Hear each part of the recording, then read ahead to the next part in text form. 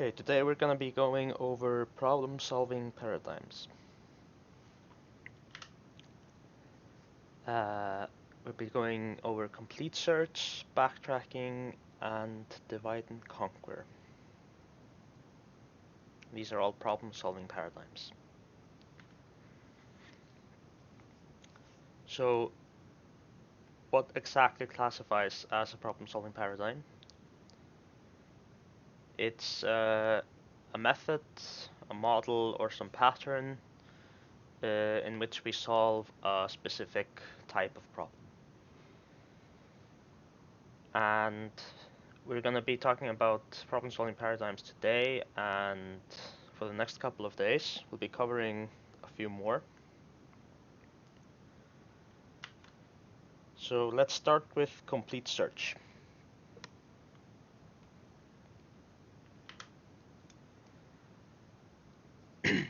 We have some finite set of objects, and the task at hand is to find an element or all elements which satisfies some constraints.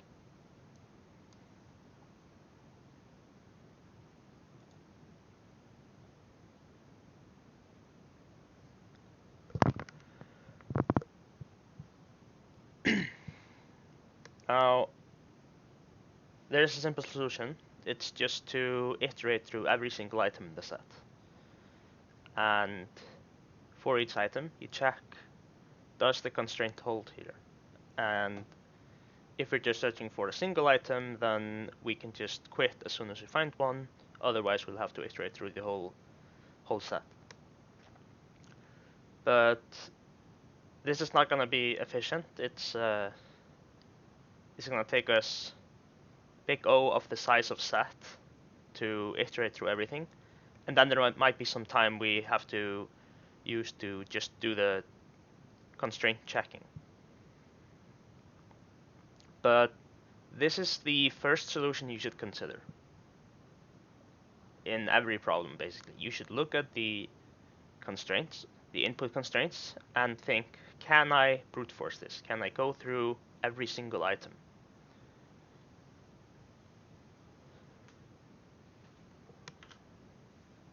So let's look at closest sums.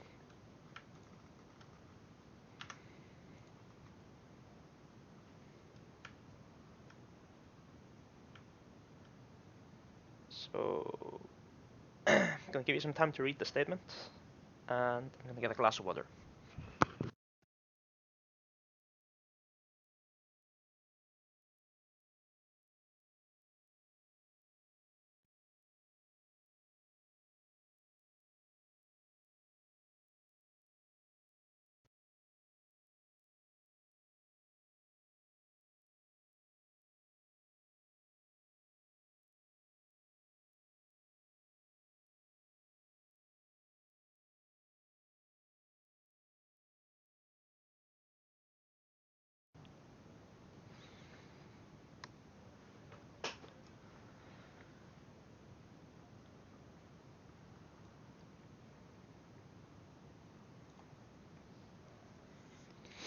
Okay.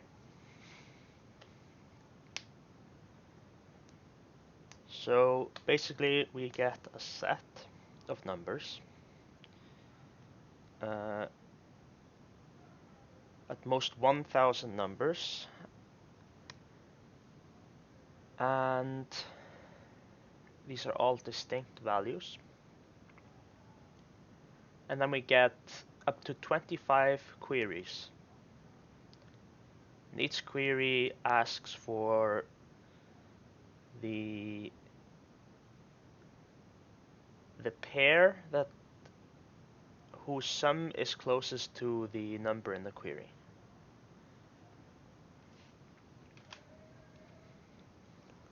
Okay, so we're looking at pairs here. Now, there are only 1000 numbers at most in our set. So there's going to be less than 1 million pairs.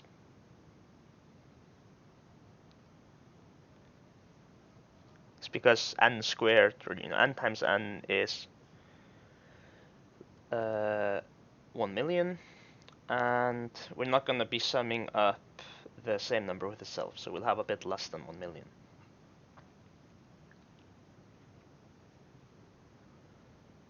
Alright, so let's solve this problem.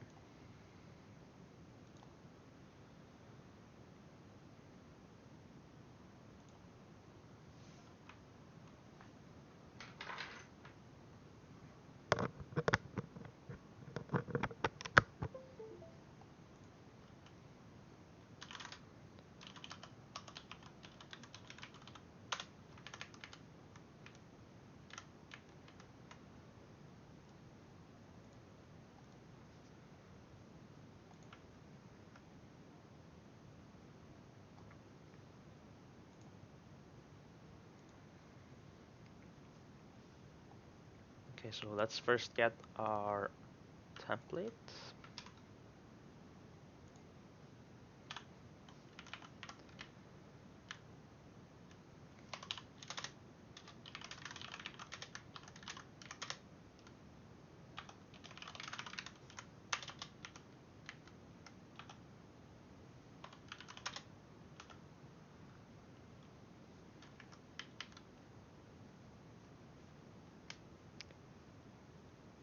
Okay, so there are multiple test cases, and then each test case starts with an integer n, and then it's just end of file, which ends the input. So we do t's for test cases, and then yeah, we need to define n outside the loop as well. So we'll have n and m here. Okay, and then we read into n, and if we can read into n, then we continue.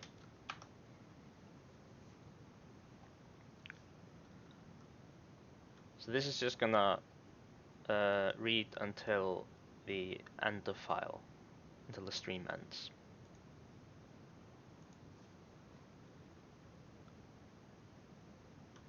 Okay, and we want to first print case 1.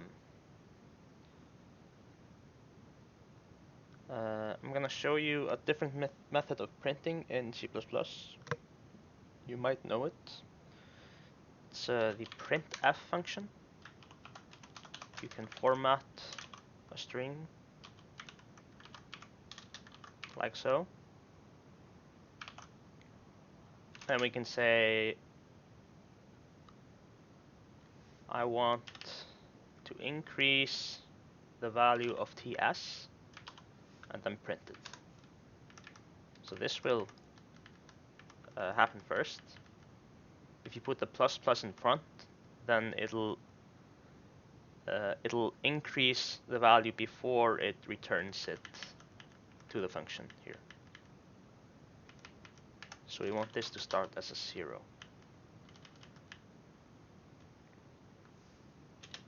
Okay, we're gonna need an array for the numbers,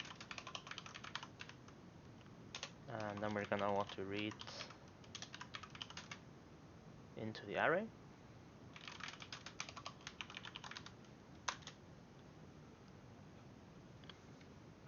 And next we get the number of queries. So read into m, and then let's process all the queries. Okay, so for each query we get an integer. Let's call it x.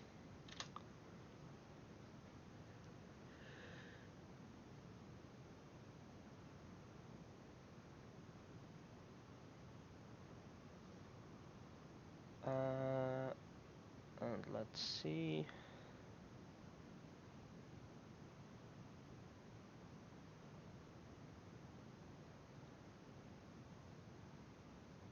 So all the integers are between negative 10 to the power of 7 and 10 to the power of 7 inclusive.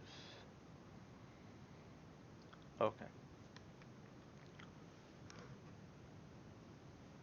So let's start with some integer which is guaranteed to be worse than any other value.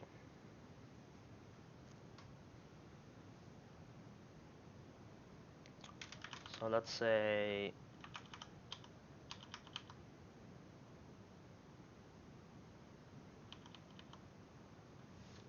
no, 8 zeros. 10 to the power of 8.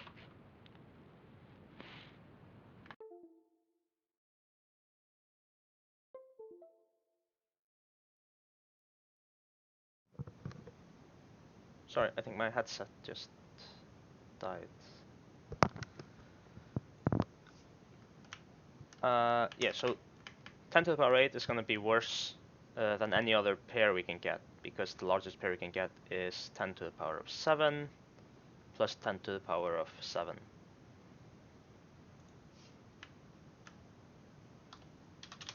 Okay. And let's also have a boolean to say that we found some value that's good.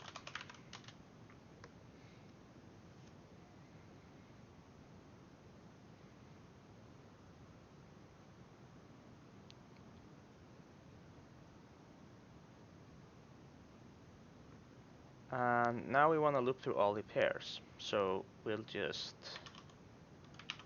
say for int j equals 0, iterate until j is n, and increase. Then the same for k, but we start at j plus 1, because then we're not looking at duplicates.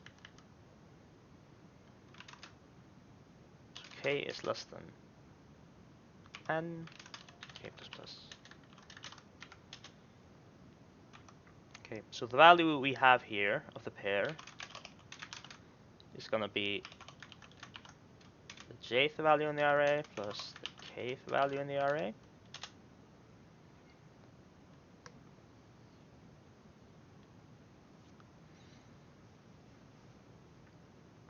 Okay, so if we haven't found a value, we want to instantly assign it. Or if the current value is better than the best one we have so far. So if not found, or the absolute value of x minus here is less than the absolute value of x minus best. Oops.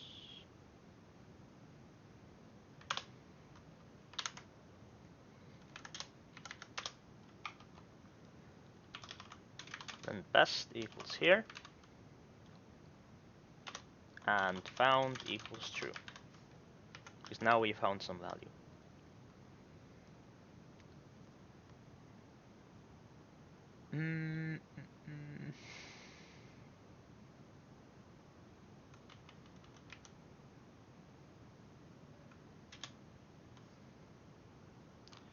So now we just have to print the value that we found.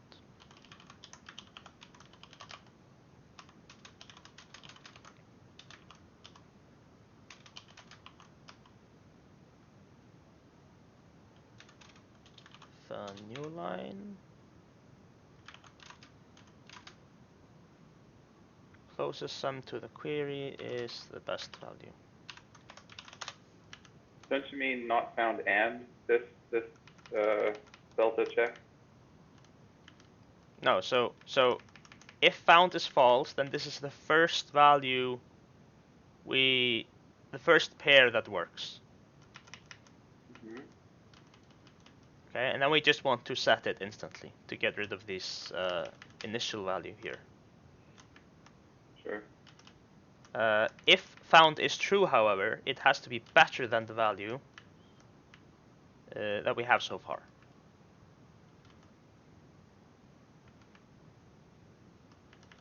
So this is gonna be true. Not found is gonna be true at the first pair, and then in all other pairs we look at, it's gonna be false, and then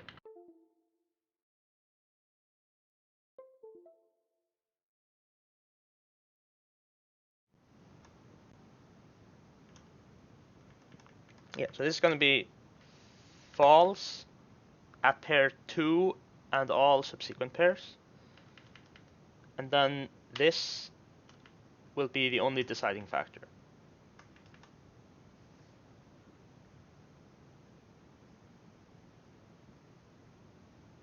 Is that clear? Yep, absolutely. Okay.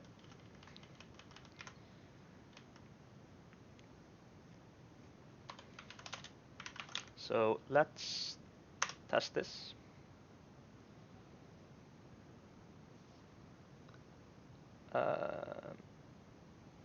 I'm gonna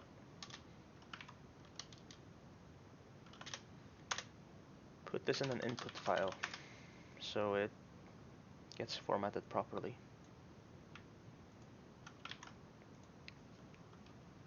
So let's put this in closest sums.1.in.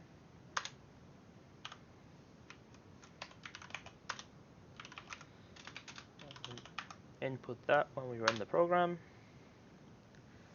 Okay, we get case 1, closest sum to 1 is 15. It's correct, correct.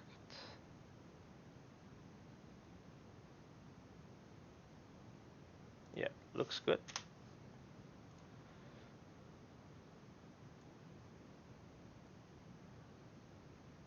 I feel like there's an error in the statement though. Because you could have just one number.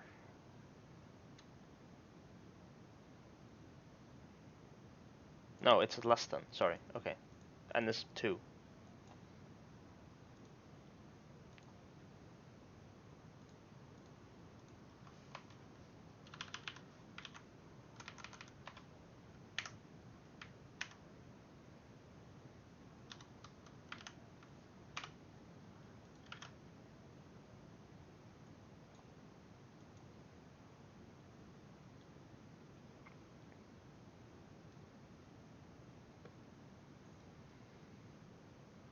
Okay, so here we could use complete search.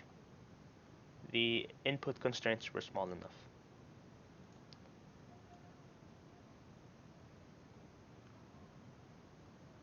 So we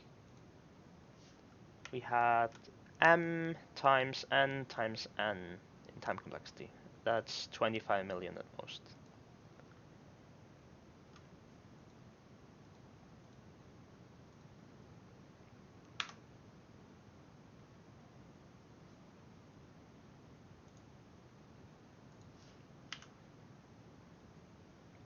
Okay, but here was pretty easy. It was just pairs. What if the items are more complex? So this could be permutations, it could be subsets, it could be something even more complex, such as the n queens problem, where you're supposed to place n queens on an n by n chessboard, and none of them should be able to attack each other in a single move. How exactly are we supposed to loop through all these items? And we'll be covering all of these examples, as well as code on how to do it. So first, let's look at the permutations. And lucky for us, it's often implemented in the standard library. So we have next permutation in C++. I think also a previous permutation. It's pref permutation.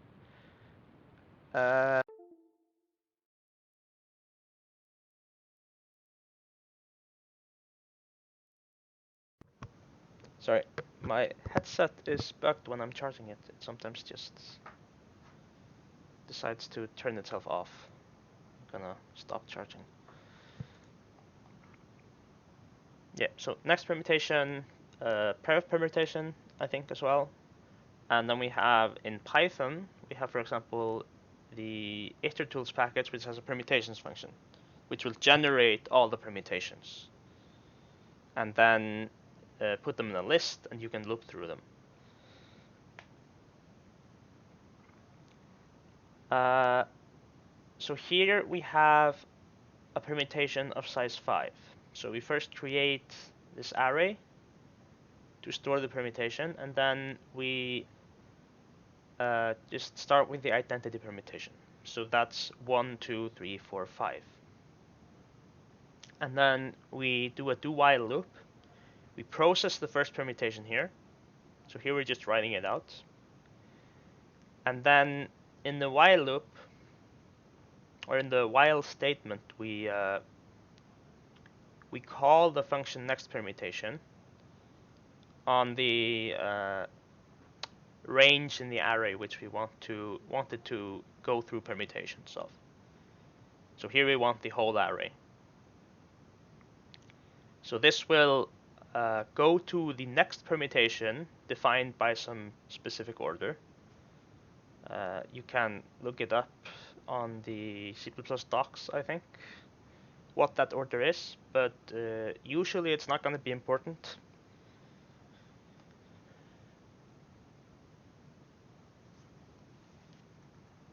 Now, I think they changed it in Python 3, but in Python 2, I think the permutations function created all the permutations and then returned the list.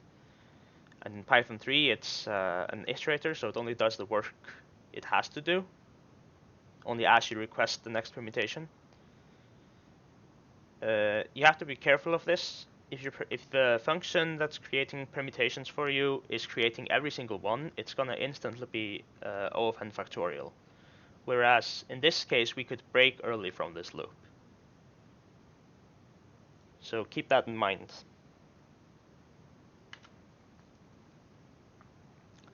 Now the code is much simpler in Python, of course. It's just calling the function. And a good number to have in mind is something around 10, 11. If it's over 13, then there's pretty much no way of you going through all the permutations within the time limits.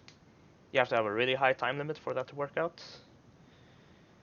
So if your input constraints are larger than this, then you know you can't do this by looking through all permutations.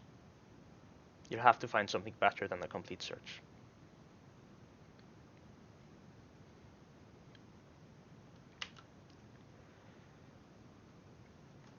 Then for the subsets, remember we already covered how to iterate through subsets. We just use the method of integers.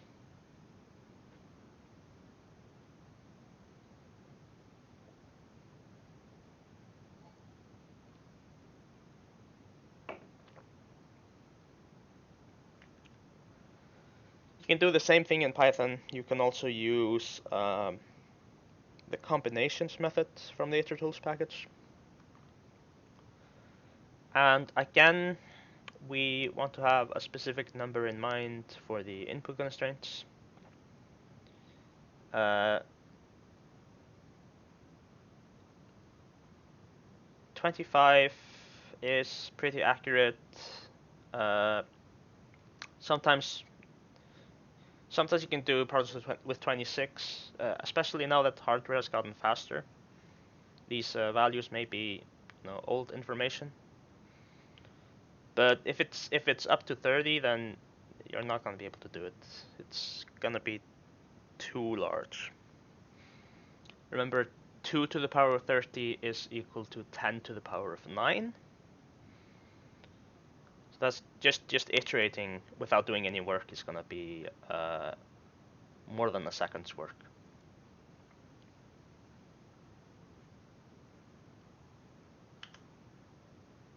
Okay, so these two methods we've shown so far are very specific to permutations and subsets. But we want to be able to go through different search spaces, something that's more complex, to something that's not, built into standard libraries, for example. And so we want to have some, well, framework or paradigm, more specifically, to solve it. And that's where backtracking comes in.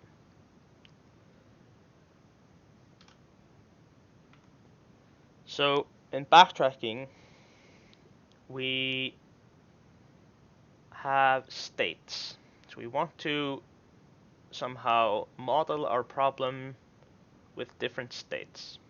Like where are we in the problem? And then we want to be able to go from one state to the other. It's just kind of like building a state machine for the problem. And essentially we just start with the empty state, and then we recursively traverse through every single transition. So we make every possible move that we can and explore the entire state space. And if we ever reach a state which is invalid, then we just kill the branch there. We stop. We don't make further moves, and we recurse back. And finally, if you reach a state which is complete, like these are the possible answers, then you want to process it, maybe add it to a list where you can do some more work with it afterwards, or just print it out instantly. It really depends on the problem what you want to do there.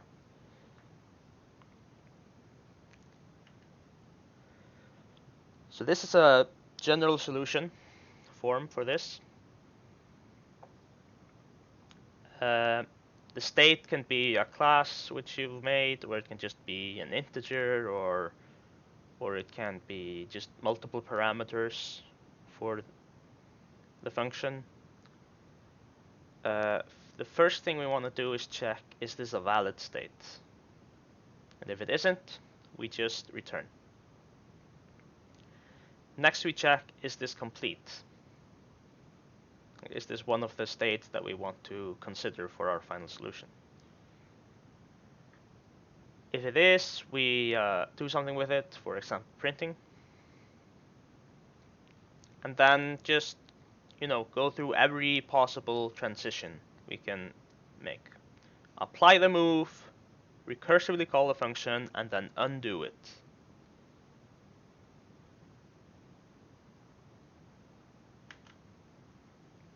So if we look at subsets, for example, we want subsets of a set of size 5. And we have this array here, Boolean array, which represents our state. Okay, and this at number will help us track if our state is complete. So in this case, we don't have any check for invalid states. We just don't need it. Here we're checking, is it complete? And if it is, we print out the subset. Otherwise, what we do is we say, okay, the index we're at right now, we're going to try selecting it and then moving on to the next index recursively. So this is what happens if we include the number at index at in our set, and then here we don't include it.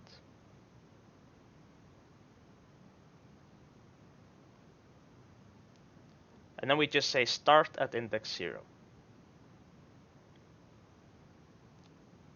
So the time complexity of this is going to be O of 2 to the power of n, because we have a branching here in 2.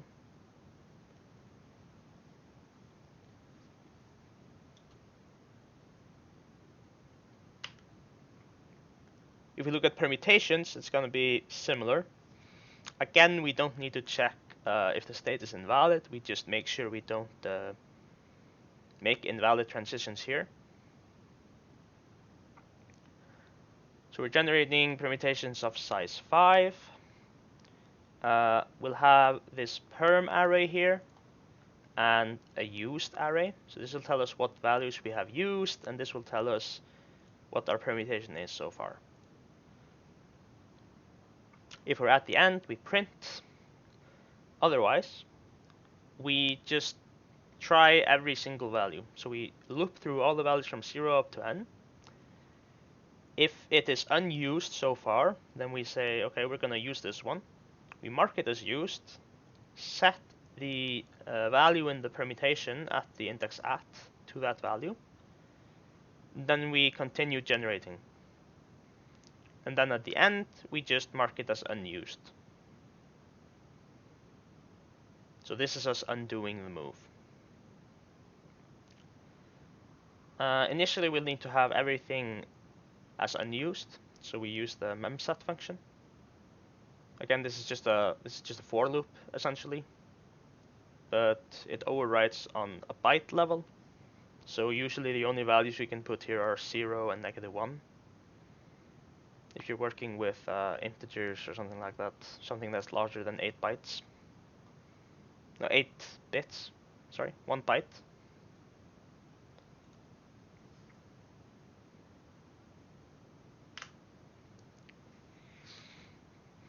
Okay, and now let's move on to n queens. So this is a very specific set. It's not going to be a part of any standard library, at least not one that I can think of. And we could iterate through all subsets, but if we just think about a standard chessboard, that's an 8x8 chessboard, that's going to be 2 to the power of 64. So that's obviously not going to work. So let's try to use backtracking here. We'll go through the cells in increasing order. So that means we start at 0, 0, and then we increase the y value until we reach the end. Then we go back to y equals 0 and increase x by 1.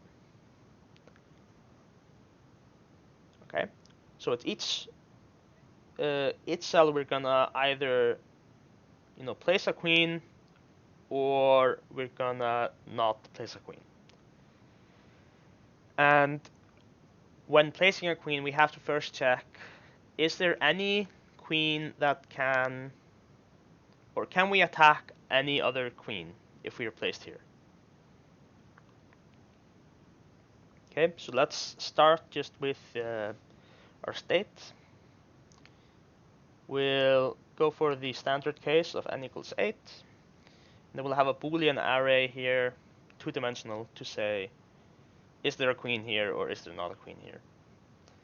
And we also want to track how many queens we have left to place. It starts at n. And then initialize the has queen array to have no queens placed. Then start at index 0, 0. Okay, so when we generate this, like I said, if we reach the end at the y index, we want to move to y equals 0 and increase x by 1. Okay. Now if we reach the end of the x value, then we want to check if we have placed 8 queens. If we have, then this is valid.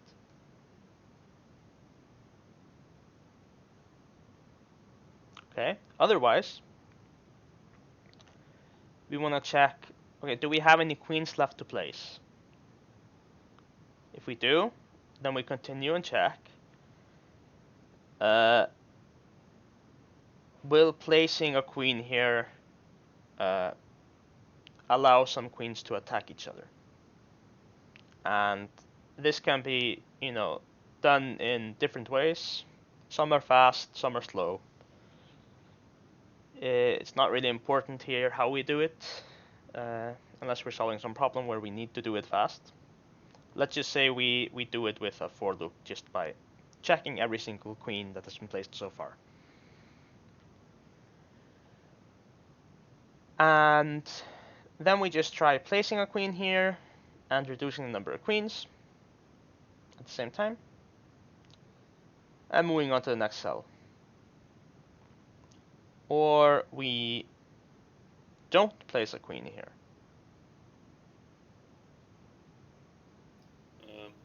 You said it was 2 to the power of 64 if you were doing a complete search, right? I said if you're using subsets. Yeah. I'm just wondering if you would, because you know you're never going to put a queen in the same column as another queen, if it wouldn't be way less. Yes. That's one of the optimizations you can make. Yeah, okay. But if you make that optimization to the subsets, then you're just approaching this solution. Okay, makes sense.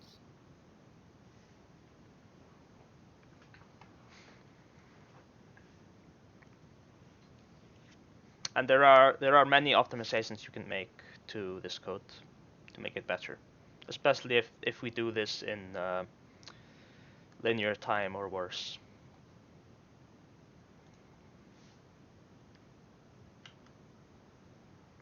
Okay, so let's look at lucky number.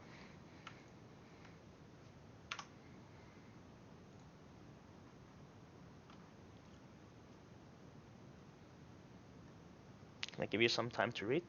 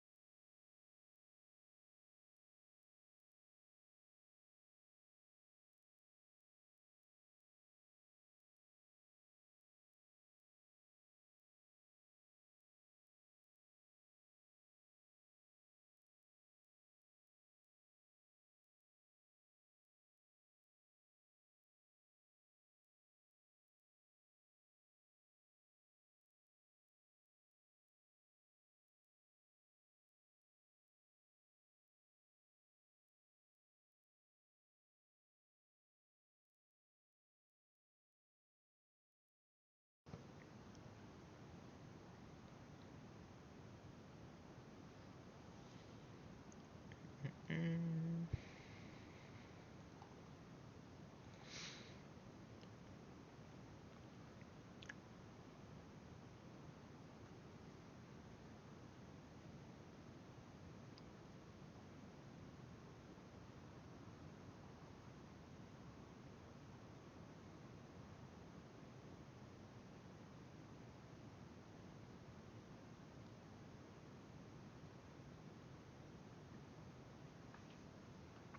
Okay, so they give you a bunch of formulas here to throw you off, but we just want to calculate the supply.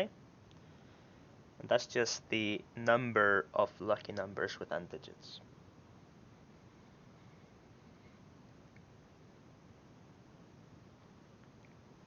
So let's try to use backtracking on this.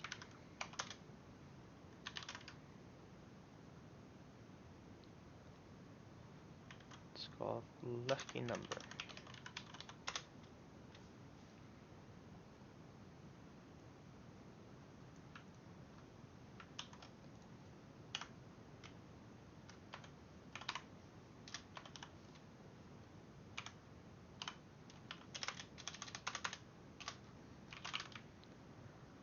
So let's start by defining a value for n. And we want to build up our number in our backtracking. So we'll store each digit in an array.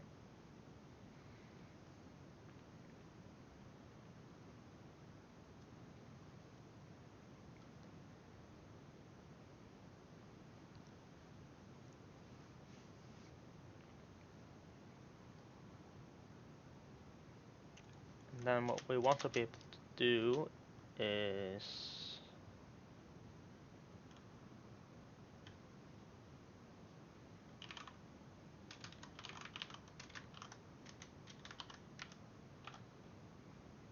Just read into n, call our generate function starting at index 0, and that's it.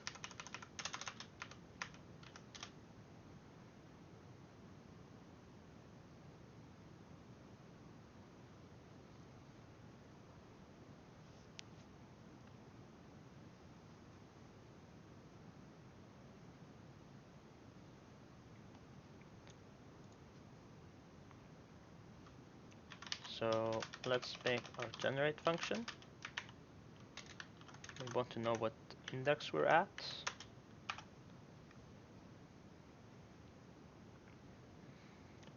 Okay, and remember, first we want to check, is this a valid state? So we can only check if it's invalid if we have at least one digit. So if k is greater than 0,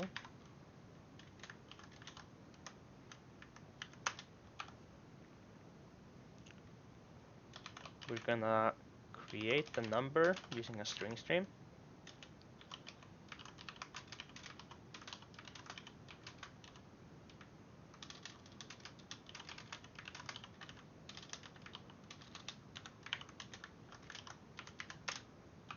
We're gonna read into the string each digit from 0 up to k-1.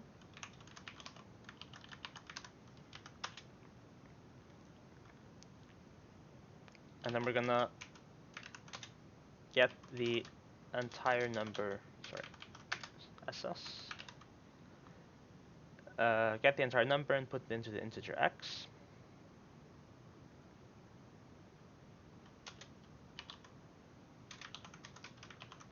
And then if it is not divisible by k,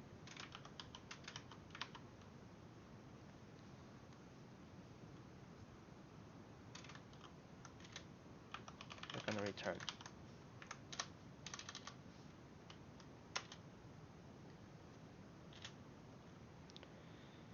Next we check, is it complete? So if k equals n,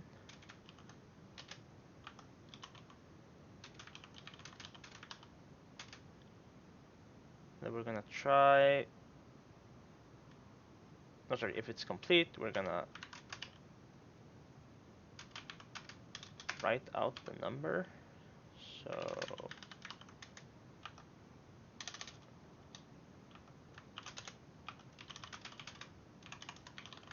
like so.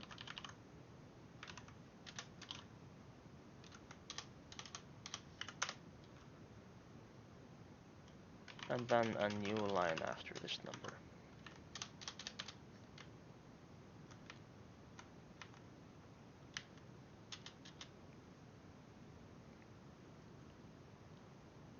Okay, if it's not complete, then we have to do some transition work.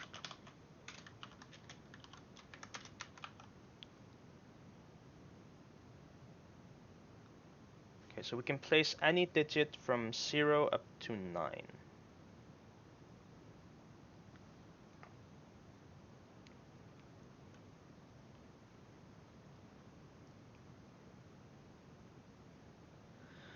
So let's look through all the possible digits.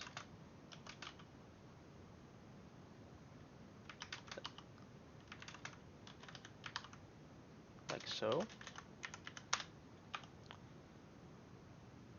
Okay, we have to make sure that we don't start with a leading 0. So we say if k equals 0 and d equals 0. It's the first index and we have the digit 0. Then we want to ignore that and just move on to the next digit. I forgot a semicolon here. Okay, otherwise, add the digit at the end of the number. So we'll push back the digit. We'll call our generate function at the next index. And then at the end, we'll undo the move by popping back the digit.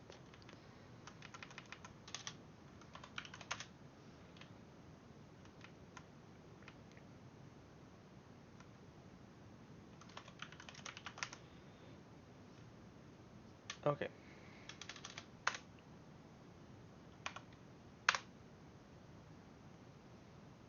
So here we got all the numbers where it works for 2. Let's try 3.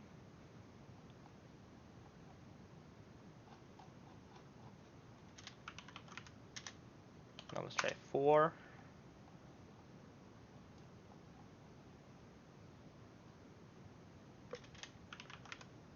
And 5. Okay, that's a lot of numbers.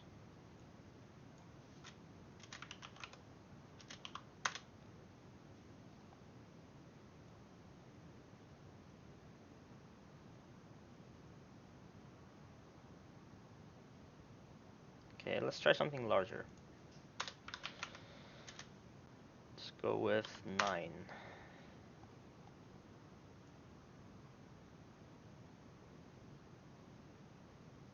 It's not really increasing. I think if I go with 10, it's gonna overflow though.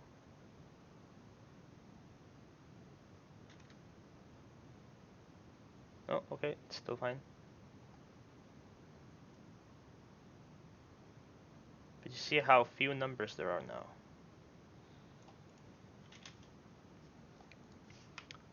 Let's change one thing here, just to be sure we don't overflow.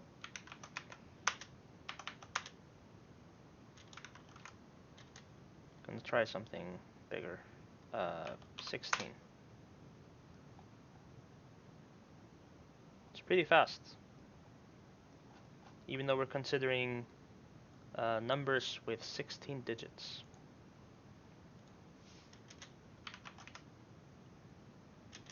What about 1000? Nothing. 50? Nothing.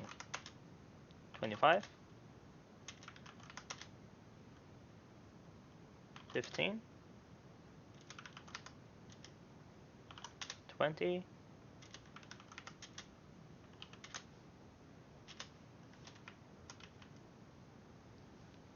Alright. So you see, we generated all these numbers really quickly using backtracking, and it's because we break branches that are invalid. As soon as we see something's wrong, we just leave.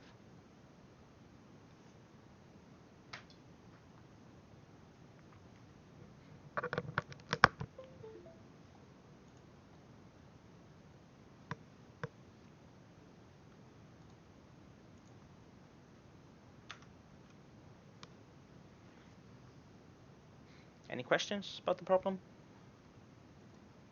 Or the solution? No? Okay. Now, let's move on to divide and conquer.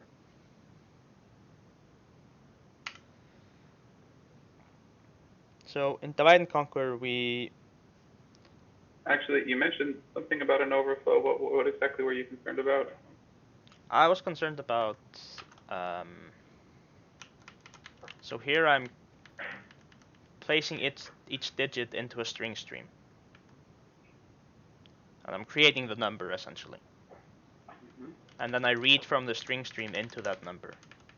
So if I have too many digits here, it's not gonna fit the number here. Sure. So let's say you go on a for loop and you populate this string stream with all these numbers, but it's so does this operator where you say SS and then X, does this dump out the whole string? Yeah, because I didn't place any spaces between the digits, so it's just a single number in the string. Mm-hmm. And then it's just as if you wrote each digit in the input stream if you used CIN here. If you just wrote each digit without putting spaces between, and you create a number which will be read in. So this does the same thing. Cool.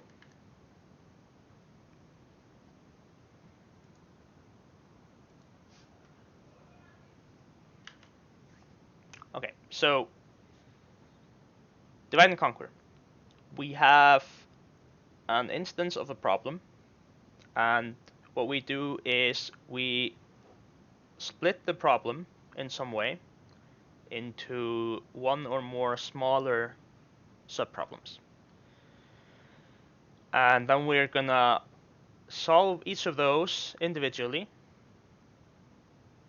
using, usually done using recursion. So just recursively call your function which solves the problem. And then after we do that, we want to combine the solutions to these smaller subproblems into a solution for the original problem. And you probably know quicksort and merge sort. Those are divide and conquer algorithms. Then we have Karatsuba's multiplication algorithm. It's used to multiply big numbers. And then we have Strassen's matrix multiplication algorithm. These are probably less familiar to you. And then in computational geometry, we have a lot of divide and conquer algorithms. There are divide and conquer algorithms for convex hull, closest pair of points. There are some data structures for computational geometry which also use it. We'll cover a few of these in the geometry lecture. But for now, we're just gonna consider something simpler. So here's an example of code for divide and conquer, which does nothing specific. We get an integer n. If it's 0, we're done. Otherwise, we want to solve it for n divided by 2 and n divided by 2. And then we do some operations to combine the solutions. And this gives us a time complexity where we have the time it takes to solve for n is equal to 2 times the time it takes to solve for n over 2, because we call it twice here. Then we have some linear operation here. It could be something else, but here it's linear. And so we add n to the recurrence here. Okay, so how do we solve these recurrences? If you know the Master Theorem, then that's usually the simplest way.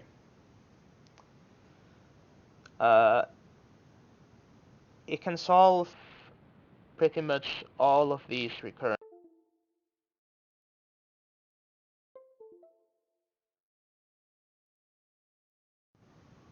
The Master's Theorem can solve pretty much all of these recurrences that are in this form here. And all of the algorithms that we mentioned before, they have recurrences that are of this form. Now, if we use the Master Theorem in this particular case, where we have this recurrence here, it tells us that it has asymptotic time complexity O of n log n. You don't need to know the Master Theorem for this course, but I recommend looking into it. I personally don't know it by heart, but I know some of it. It boils down to different cases.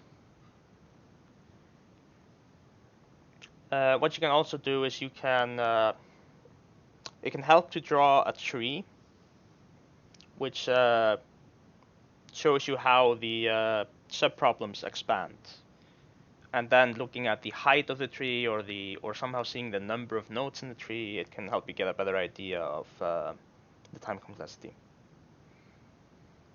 So for here, for example, we'll have essentially a binary tree with height log n, and then at each level your n's sum up to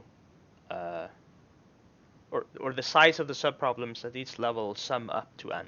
So you'll have log n levels, and each level takes n time, so it's n log n.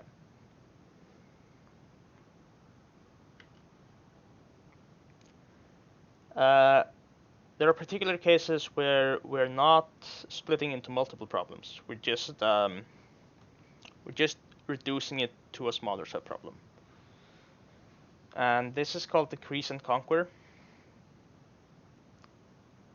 And you've done this before. It's binary search is probably the most common example.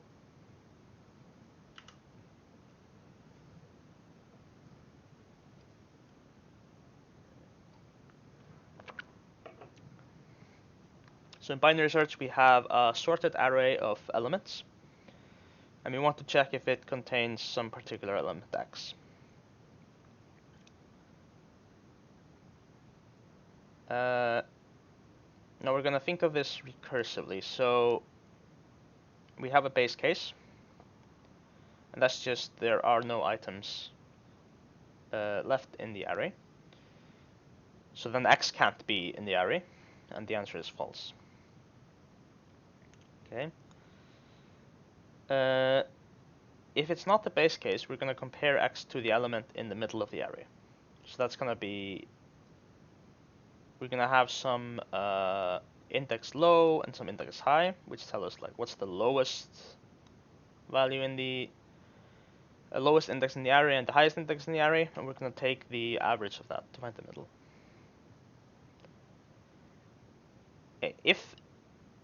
If element x is at the middle, then the answer is true. If it's less, then since the array is sorted, x must be in the left half of the array. So at a lower index. So we're going to recursively call our function on the left half. And similarly, if it's greater, it must be in the right half of the array. And then we'll recursively solve there.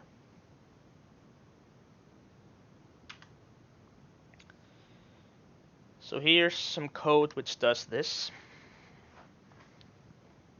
So here this low greater than high, that tells us the array is empty. The sub-array that we're looking at right now is empty. Otherwise, we find the middle, and then we check if this is x, return true. Otherwise, we go to the left or to the right.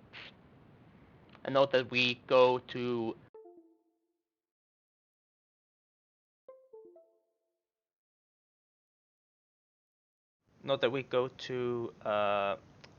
middle minus 1, because we've already checked the middle, so it can't be there. So we go to one element less. And similarly here we go one element greater. Now when you're calling this, you just put in 0 and n minus 1. And here we have the recurrence where we're having at each step. So this is gonna be O of log n. Because now you could do this, you'll have just constant time operations at each level, and you'll have log n, a tree, which is basically just a path that's of height log n. Or you could use the Master Theorem, and then you'll also get O of log n.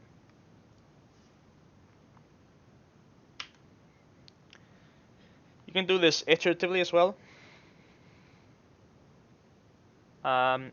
It's quite similar. You start with low as 0 and n, and then you just loop until low is greater than high, finding the middle element at each step, and then you change the values of high and low here. This is usually the method I go for. It's quicker to write and easier to customize in my experience. And speaking of customization, you're probably all well aware of binary search working for finding values in a sorted list, but it can do much more. So we want to generalize binary search, and what we do is we have a predicate. So for each integer, we have some way of determining a true or a false value. And this predicate over the integers has the property that if the value at index I is true, then the value at index j is also true for all j which are greater than I. And our goal is to find the smallest index j such that it's equal to true. And we want to do it really quickly. So essentially you have this array based on your predicate, which is false at start until it becomes true, and then it stays true all the way until the end. So you have some number of false values, and then following the rest are true. And using binary search, we can do this in O of log n times f time. And f here is just how long it takes to evaluate the predicate.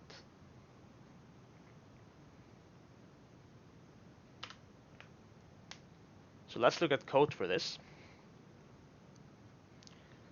Essentially, the thing that changes here is we don't specifically check for the value.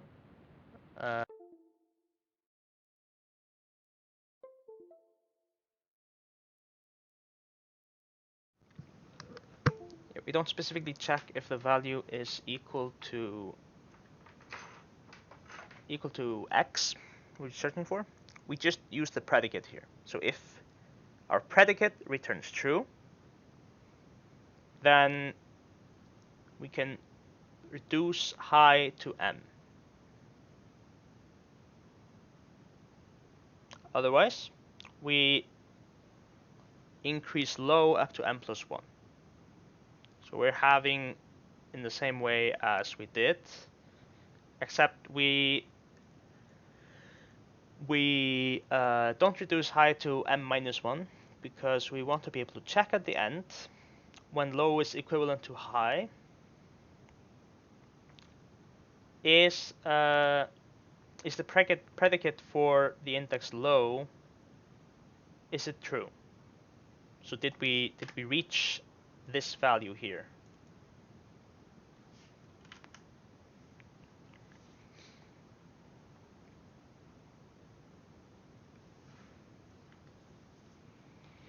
So if you want the predicate to find the value x in the sorted array, you just define it here and return whether the value at index I is greater than or equal to x.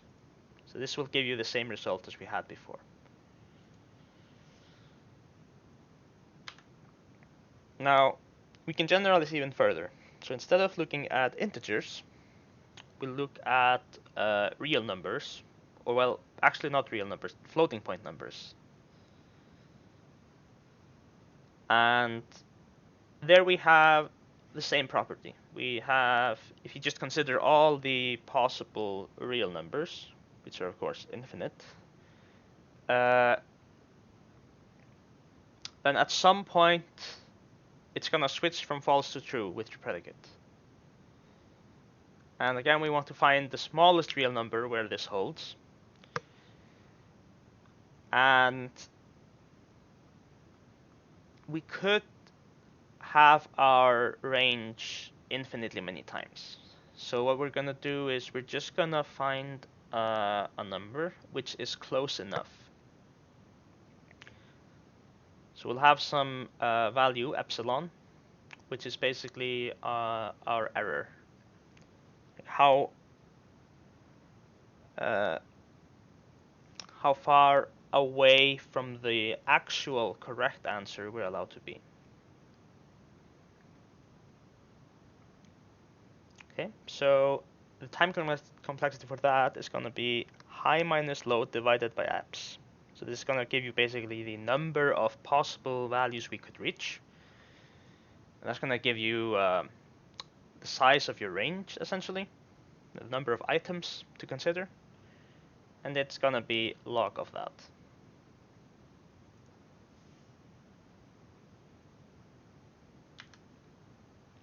So here we have our epsilon value, our margin of error. We have our lowest possible value, highest possible value, and then we loop until the difference between high and low is equal or less than epsilon.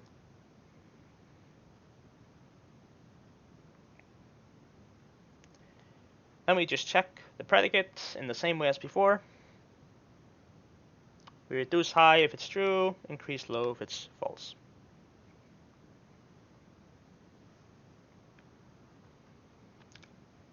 And pretty much always in problems with floating point numbers, where you have to output floating point numbers, they'll give you information on the, like, what's the margin of error you have. Do you have to output up to 4 significant digits, 6? Maybe they'll give you something about the relative or absolute difference of the numbers.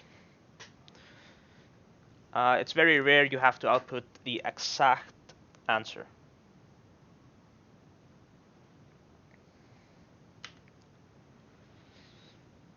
So we have some numerical applications to this, such as finding the square root of x.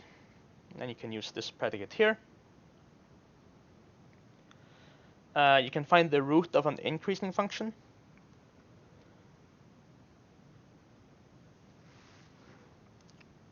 Of course, these can both be solved in different ways, but it's nice to know you can do this. There are many other numerical applications to this.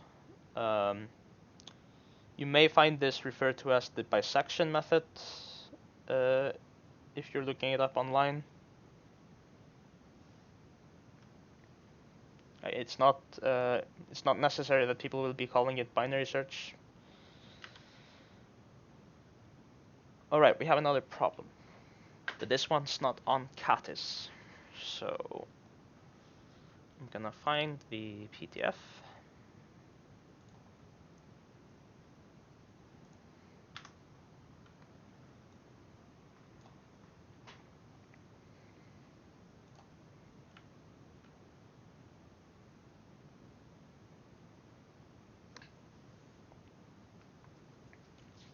Again, gonna give you some time to read.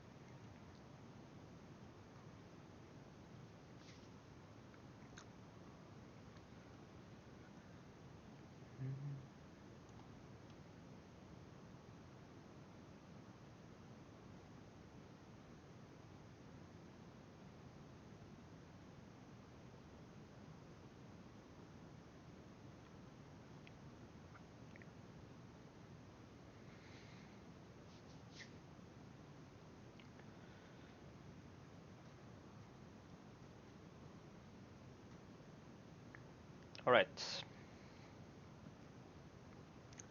So we have n pies of different sizes.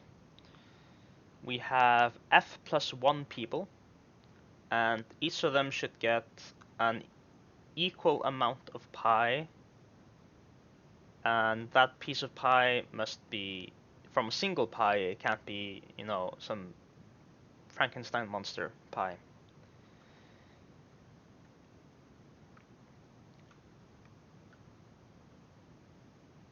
So how do we solve this?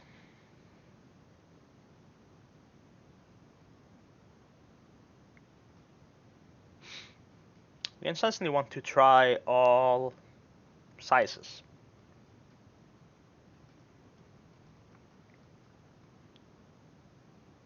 And without binary search, this seems pretty impossible to me.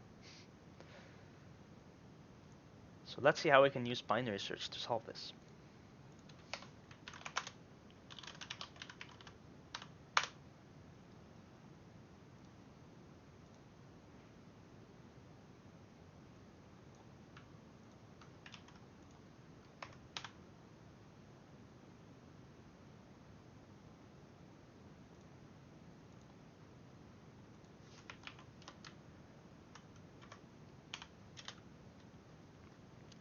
So we'll be doing some geometry here. So we're gonna need the value of pi, the number pi, that is. So the easiest way to get that is just do arccos of -1. You could also just, write it in, but this is gonna be precise.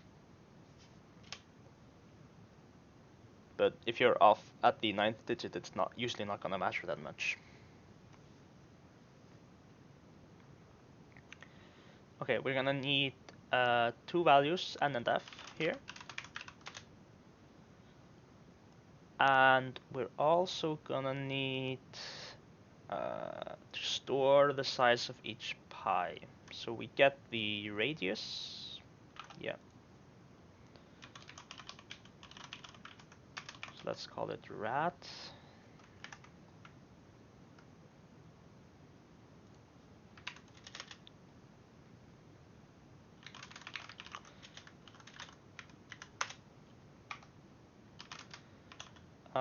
We get test cases first. So let's read that in. Loop through each test case.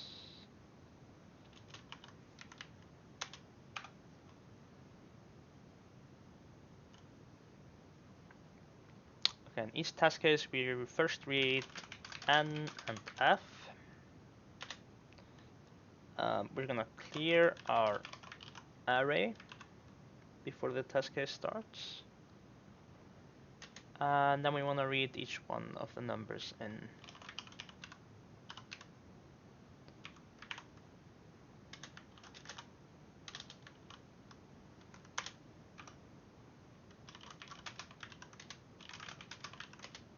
Push that back to the array.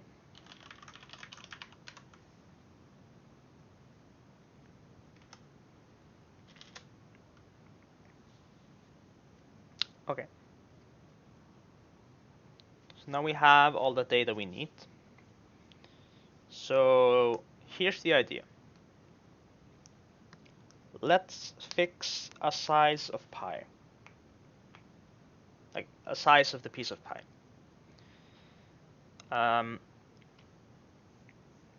Depending on the size of a particular pie, we can get some number of pieces of the desired size. If you go through all the pies and count the number of pieces you can get, it's going to give you some number.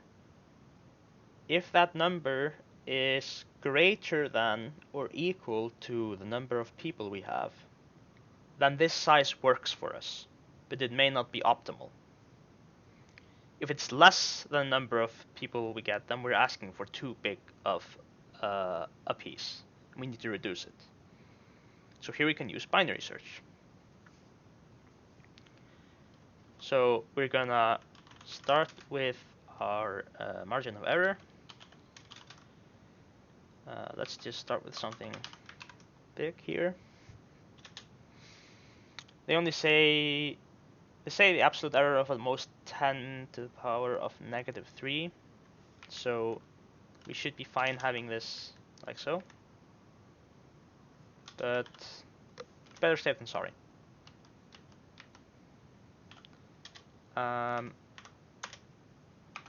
Then we have low starting at 0. That's the smallest size we could have. And high. So let's think. The pi can be 10,000.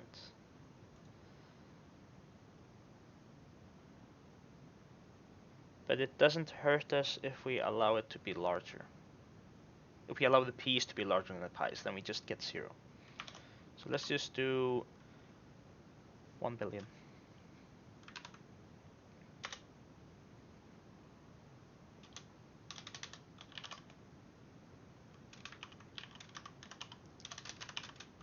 So as long as the difference is greater than EPS, we can continue. Calculate mid.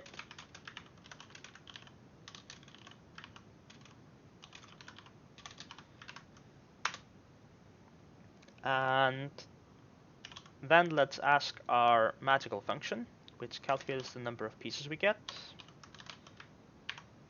If our pi is of size mid,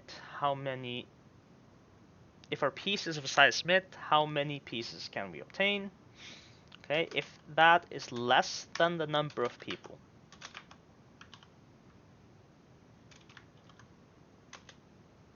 then our piece is too large.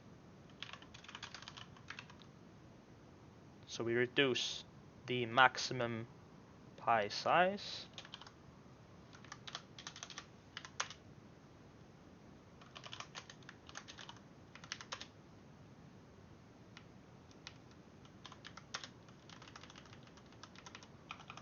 Otherwise, we can increase the size. So low equals mid. Okay.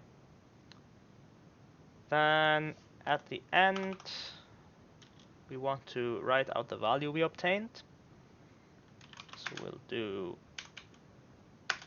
set precision 10. So we get 10 digits after a decimal point.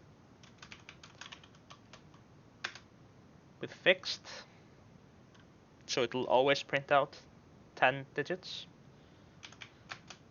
And then just the value of low, which should be pretty much equal to high. So you could also print out high here or the average of the two. It shouldn't make a difference because the answer is going to be close enough.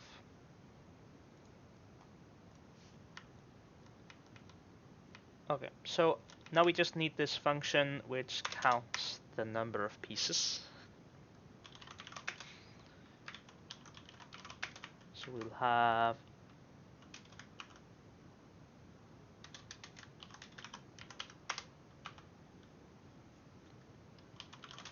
count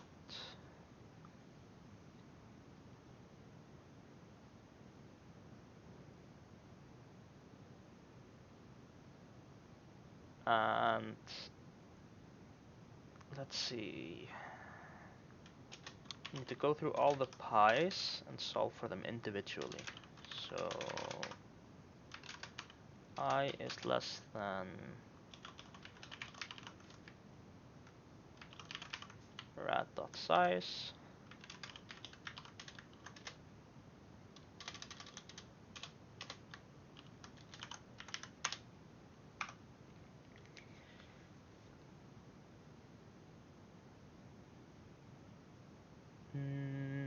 The volume of the pi is gonna be radius times radius. times pi. And then our count will be v divided by x. But these are both double numbers, so we want to floor the value. And then the remainder of the pi gets thrown away. Then return the count.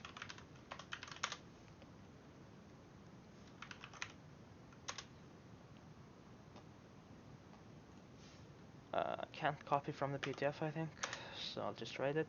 3, 3, 4, 3, 3. 25.1327 and some more. Okay, but it's accurate up to 4 digits, so that's what we want.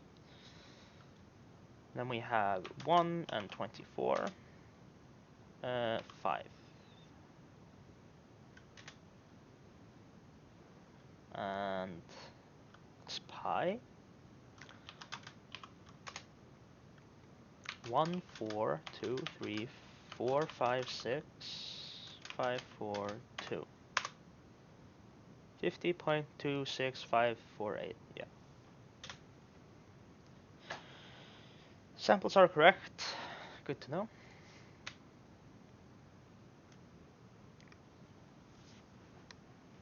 So here we have a function which is O of n. And we call that at each step of our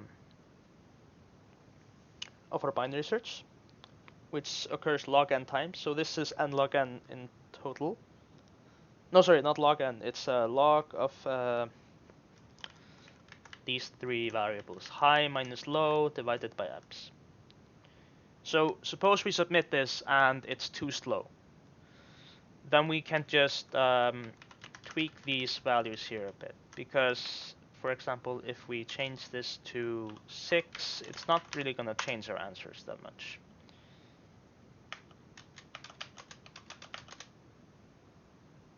See, it's still accurate up to the required precision. Like we still have the correct answer according to the output description.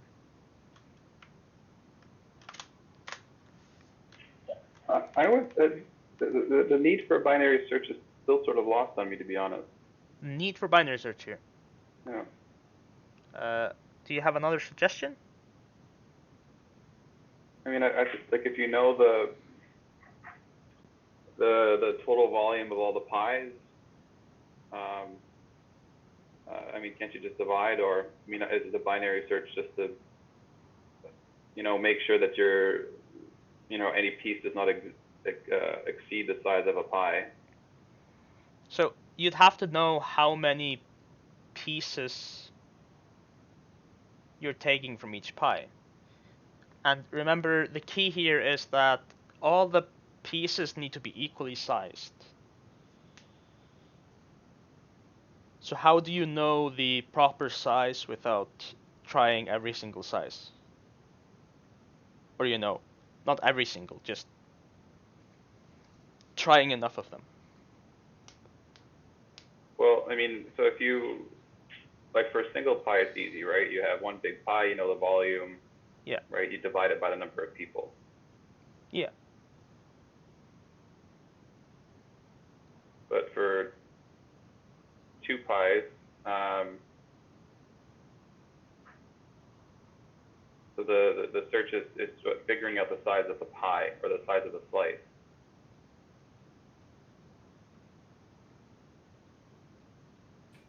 Sorry, what? Yeah, but the problem is that you can't take half a slice from one pie and a half slice from another pie. Yeah. You can't mix pies into. So if you just find the total volume, you'll have a meaningless number, because you can't divide that into slices. See? Correct. So that's why you can't just sum them up. Okay, and this f function is what does this. asks, I mean, if for a given size, can you take that many slices from the total number of pies? It answers for a given size of a piece, how many pieces of that size can we get in total? And so you go through each pie individually, you divide by the size, and then you get some real number here, and you want to floor it to an integer because we only take, pieces that are. We throw the rest away, essentially. Right. Okay. Yes. Yeah. Makes sense. Okay. And you sum it up for all the pies, and then you get some number of pieces. And if we have enough pieces for the people, one per person, then this piece works, like this piece size works. I see. Yeah, makes sense. So in this case, we have not enough pieces. That means our pieces are too large. So we reduce the piece size by reducing the high variable to mid. It may seem kind of backwards when you do it like like this is less than the number of people. Usually you'd think that you're increasing, but because we're dividing by this value, it's kind of the opposite. The larger the piece size, the fewer pieces we get.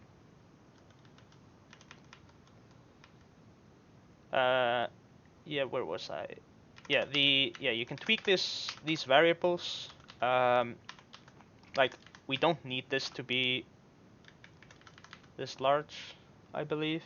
This the radius is 10,000. Oh, wait, maybe we do need it to be this large. The max volume of a pie is gonna be 10,000 times 10,000 times pi. So you could reduce this to pi times 1e8, but that's not gonna change that much. It's usually this value here because since you're dividing by it in your time complexity, it's high minus low divided by EPS. It's gonna make your it's gonna make the result really large if it's a tiny number, such as 1 to the 10 to the power of negative 10. So we'll just leave this at 1e9. I think this should be fast enough though, although I don't have anywhere to submit and verify.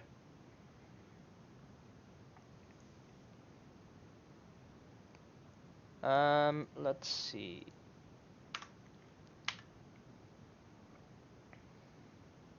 Yeah. So in this problem, if you can't binary search, I don't know. It seems pretty impossible to me. There might be some numerical approaches, or like mathematical approaches I don't know of, but I can only think of binary search working here. But here we essentially check for each x, for each pi size, is this a solution? And then we found the minimum or maximum solution to the problem. And this is a thing you should think of when you're asked to find a solution to a problem. Think, okay, can I verify if this is a solution easily? And if you can, then maybe, okay, does this make up, does the predicate which verifies the solution, does it make up an array which can be binary searched of these false and true values? We might use differentiation. How do you say it? Differentiation.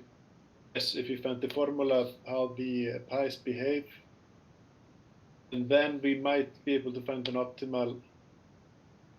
Might be an analytical way, but perhaps not. Yeah, but I've had to do analytical stuff in code, and I can tell you if you can use binary search instead, it's just Of course, much I faster agree. to write and cleaner. Yeah, and just a suggestion out of the blue, you know. Yeah. Nothing practical. I still think a problem here is that you work with the pies individually. It would not be straightforward. Yeah.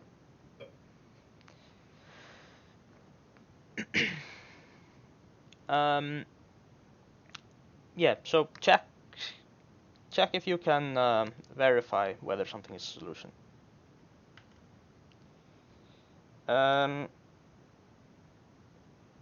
Yeah, there are a couple of more examples to divide and conquer we want to look at. And the first of those is binary exponentiation.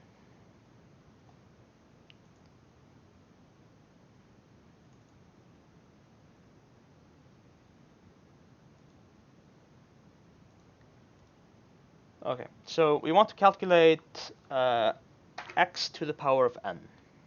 And x and n are both integers here. And just assume that you don't have a built-in method of doing this. So the naive method would be just to start with 1 and then iterate up to n and multiply by x each time.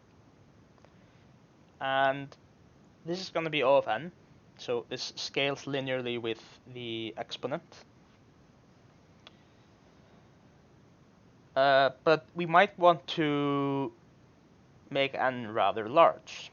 Say 10 to the power of 18 maybe. So let's see if we can use divide and conquer for this. We'll have 3 identities. So the first one is the one we had in the old code. It's x to the power of 0 is 1. Then we have x to the power of n is equal to x times x to the power of n minus 1. So if you multiply by x once, you increase the exponent by 1. And then if you have x to the power of n, you can split it into equal values, x to the power of n divided by 2. Multiply those together. Then you have the exponent is n divided by 2 plus n divided by 2, which is n. Okay, so in terms of our function, it looks the same, but we're calling the function here instead. And a thing to note here is that we call this, or we use this twice here, but the result's going to be the same both times, so we only need to compute it once.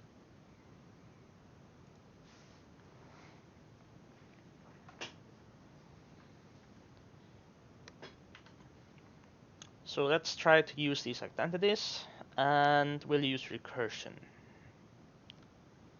So if n equals 0, we return 1, first of all. Otherwise, we return x times the power function, but reduce the exponent by 1. And then we get a recurrence. T of n is equal to 1 plus t of n minus 1. This is still linear. So let's add the third identity. So we'll have that n divided by 2 is not an integer when n is odd. So we'll only use it when n is even. Okay, so if n is an odd integer, we'll just use the other case. And reduce n by 1, multiply the result by x. Otherwise, we'll calculate x to the power of n divided by 2 and return the value of that multiplied with itself. So what we get here is we get t of n is equal to 1 plus t of n minus 1 if n is odd.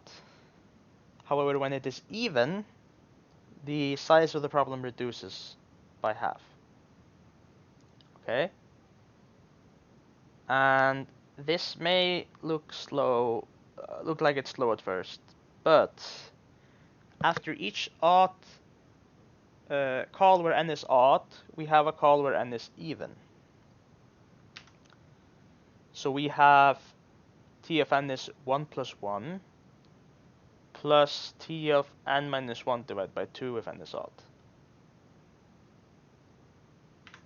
So this tells us that the time complexity is O of log n. Essentially, at most every 2 steps we have the problem size. This is really fast. And the great thing about this is that x does not have to be an integer. And how are the numbers in between calculated? I guess that's not, like, let's say n is equal to 64. So you'll calculate. So 64, then it's not 0, it's not odd. So we'll calculate for 32 recursively, and then multiply the result with itself. Okay. Okay. And then for the case of 32, we do the same. We, well, I guess 64 is kind of not a good example because it's always going to be even until the very end when it's 1. But essentially you'll get a tree.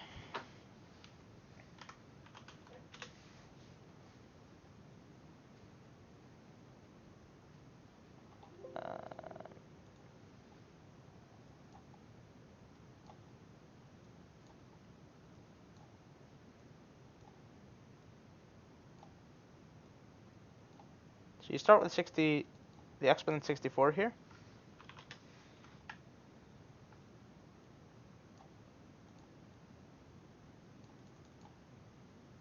That calls 32 and multiplies those with each other.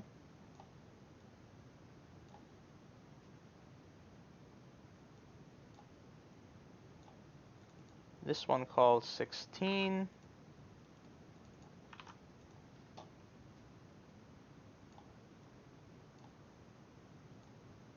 And this one does so as well, but this is not computed twice, even though it's, you know, if you look at it as a tree, it's represented twice. You only compute it once.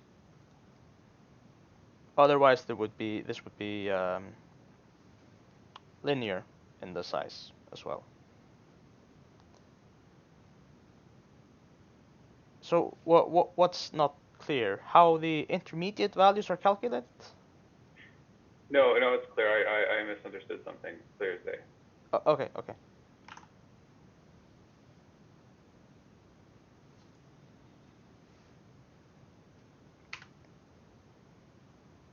Yeah, so the great thing about this method here is that x does not have to be an integer. It could be a real number.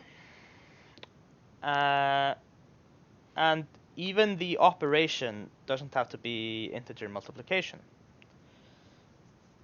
So, like I said, you could have x as a floating point number, and then the operation is floating point number multiplication. We could have a to the power of n, where a is a matrix, and then we're using matrix multiplication.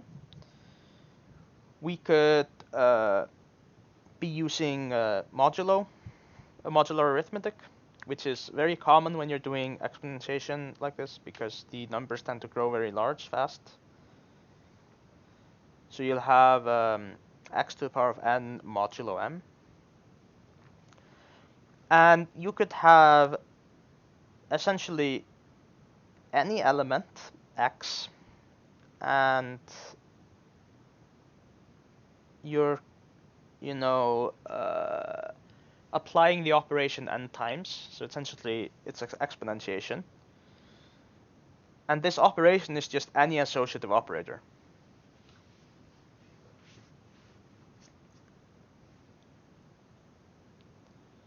And all of these can be done in O of log n times f. So we have log n steps, and then the cost.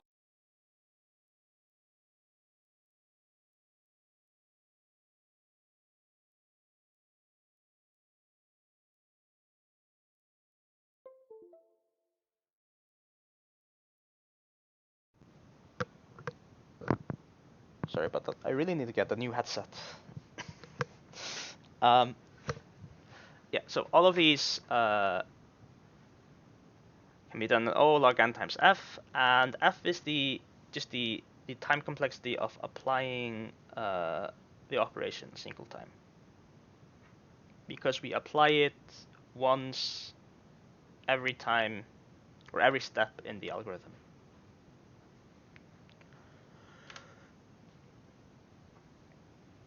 Now, another thing we're gonna look at are Fibonacci words. So, you probably all know the Fibonacci sequence. It's the sequence 1, 1, 2, 3, 5, 8. You add the previous two numbers together to get the next one. And this can be generalized to start with other numbers than 1 and 1. You can have 5 and 4, and then you get some different sequence. But also, we could start with something that isn't a number. We could use strings, for example. So let's have plus as the concatenation operation, and we'll start with A and B. So now our sequence of strings looks like this. We have A and B. For the next one, we have A plus B, so we get AB. After that, we have B plus AB, so we get BAB, and then AB, BAB, and BAB, AB, BAB, and so on.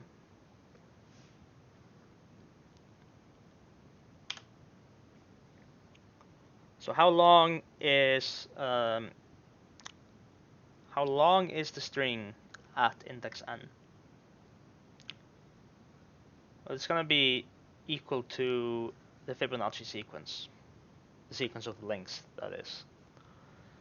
And because of that, the strings become very large quickly. They grow exponentially.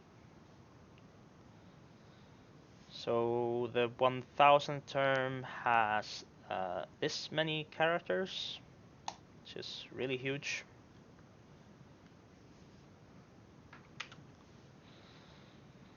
So we're gonna look at a problem called Fibonacci.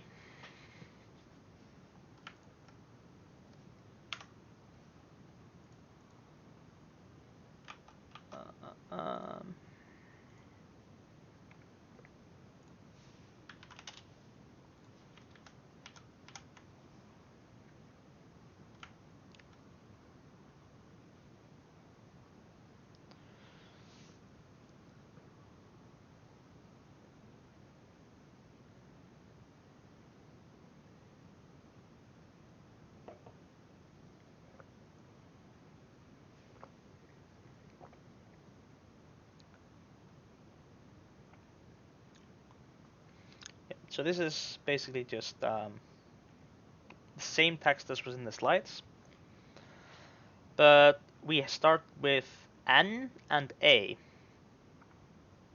So we get, the Batman song, na na na na na na na na na na na na na na na, and we are asked to output the kth letter in the nth string in the Fibonacci sequence. So the first value here is N, and the second is K, and Bjarke was just really mean when he wrote the sample inputs. He decided to have the values the exact same to confuse you.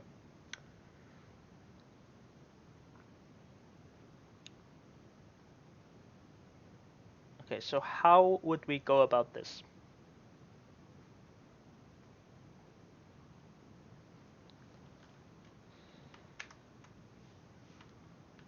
I mean, we can't create the strings because, as we saw, string number 1000 is just unrealistically huge.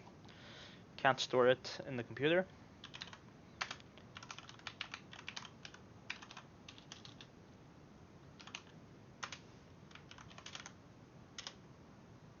Oh, sorry. I'm not going to use this template.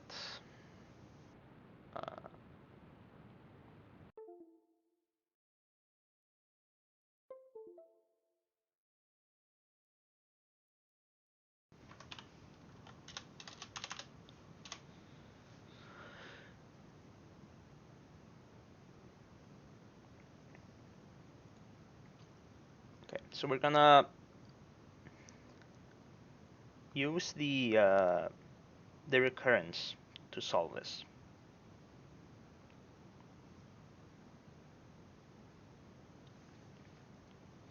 So what we need to do first is we need to have the length of each string. Just the length is enough. So let's store that in an array.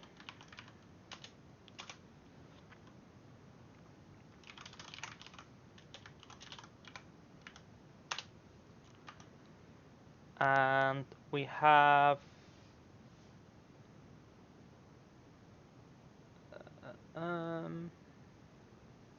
n and a at start. Both are size 1, so we'll have len of 1 equals 1, and len of 2 equals 1 as well. And then we'll loop for 3.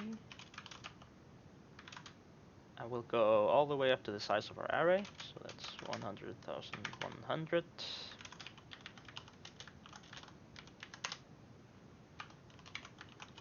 We'll calculate the next value. So that's len of I minus 2 plus len of I minus 1. Just a Fibonacci sequence. Okay, but one thing to note here is that k is gonna be 10 to the power of 18 at most. So this is gonna grow much larger than that. So we'll just cap it. We'll cap it at 10 to the power of 18. So that's 1, 0, 0, 0, 0, 0, 0, 0, 0, 0, and 3 more times. 0, 0, 0, 0, 0, 0, 0, 0, 0.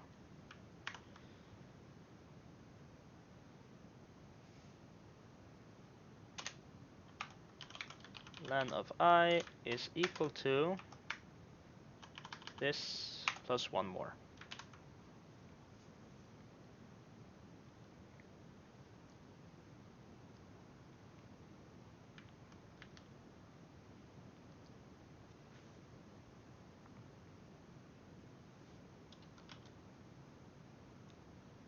Okay, we're gonna need to read the input, n and k,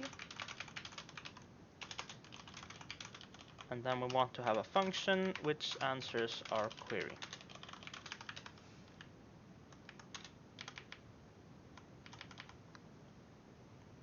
Okay.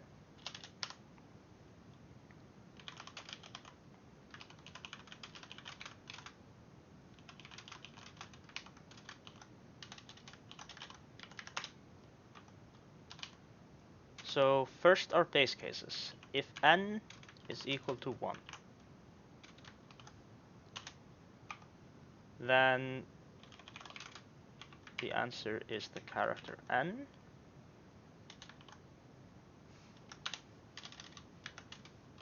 Else the answer is the character, no sorry, else if n is equal to 2, the character is a. So these are our base cases.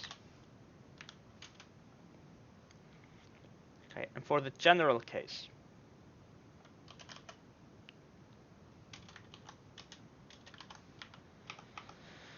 so let's look at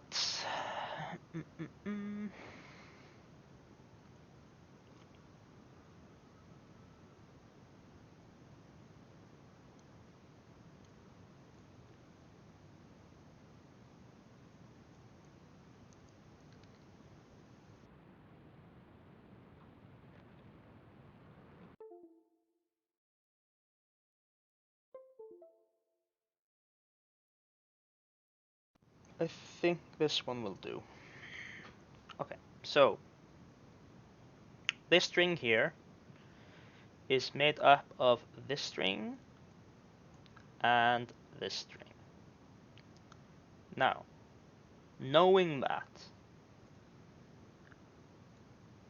if k is in the former part of the string, so it's in this case either the first or the second letter. In other words, it's less than or equal to the length of item n-2. Then we can move our search to that string. Otherwise, we can reduce the value of k and move our search to this string.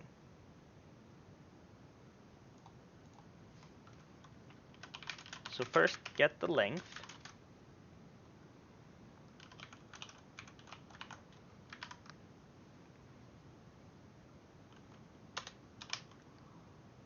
If k is less than or equal to this length,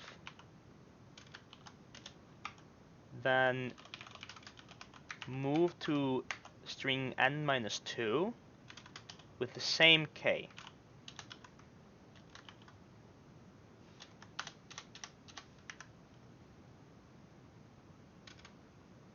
Otherwise,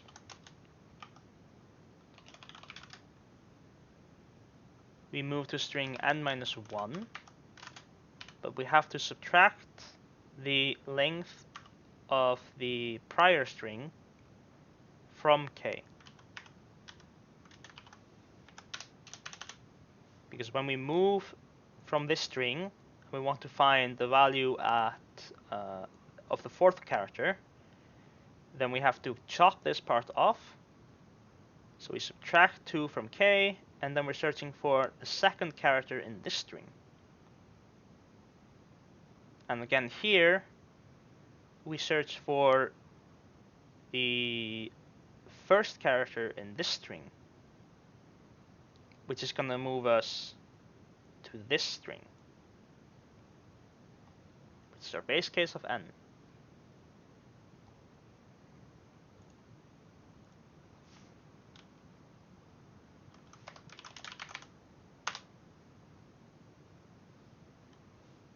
So let's try 7, 7. We get n. Let's try 7, 7, 7, 7, 7. We get a. Good. Let's try the cases I was talking about. So that was the fourth character in string number 5. So string number 5, fourth character. That's this one, n. Let's try something really large. So let's try 100,000 and let's try 0. No, not 0, we can't do that. 1.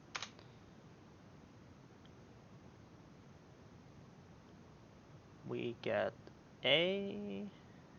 Why do we get a? That's not good.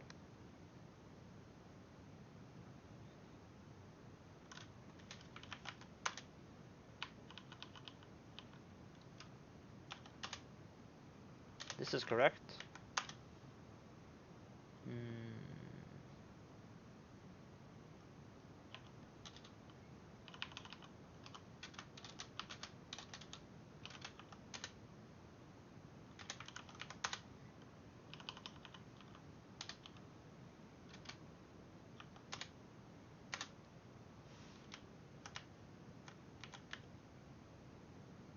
So every other seems to be incorrect.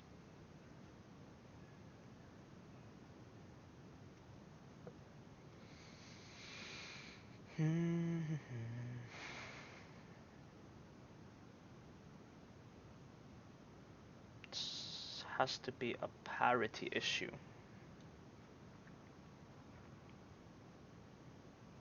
So this has to be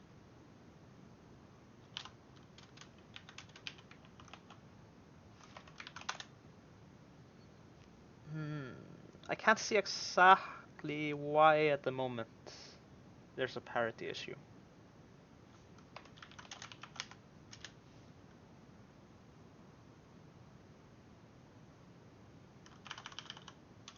But this should fix it. No? Did I do the opposite?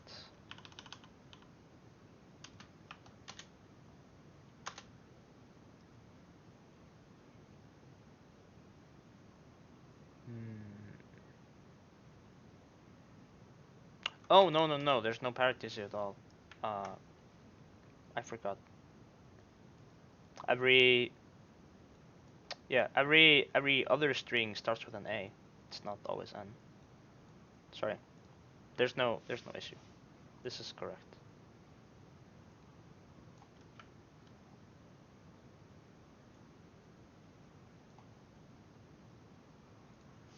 Okay. So let's submit.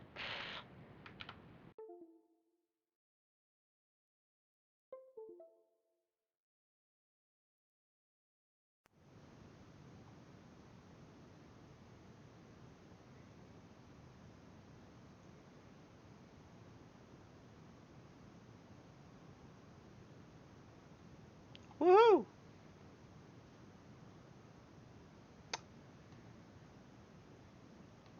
Okay, any questions about Fibonacci?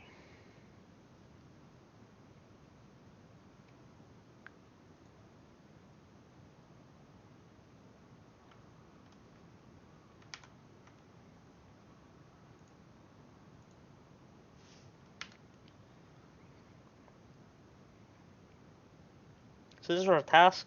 Compute the ith character in G of n. And we could have done it just, naively, but that's really slow. So we use divide and conquer, as I showed, to solve it.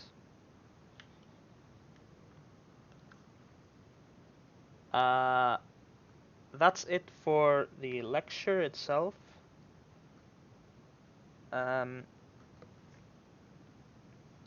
I'm kind of out of time, but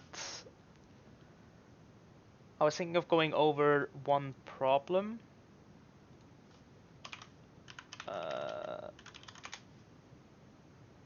From the last problem sets.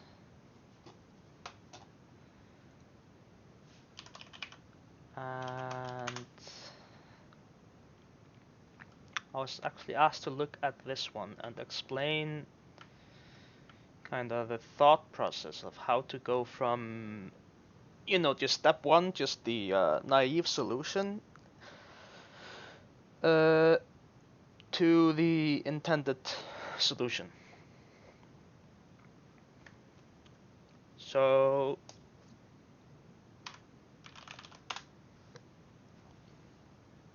we're given a list of integers and we're asked to essentially sort it using the minimal number of swaps.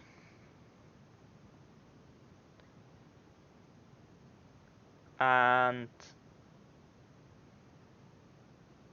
the swaps are, these are adjacent swaps. So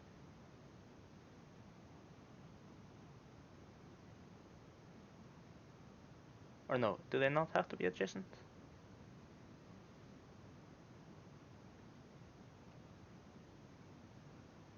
Doesn't really.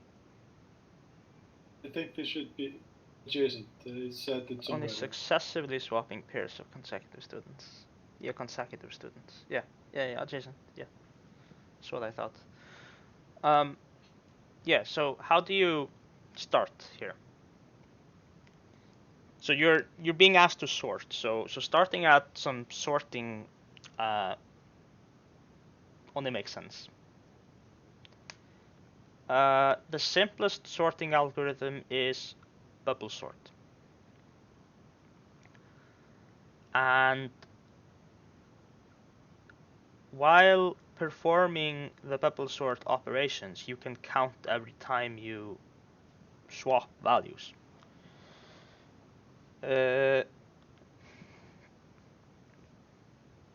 But bubble sort is of course O of n squared, and we have up to 1 million students, or 1 million numbers in our list.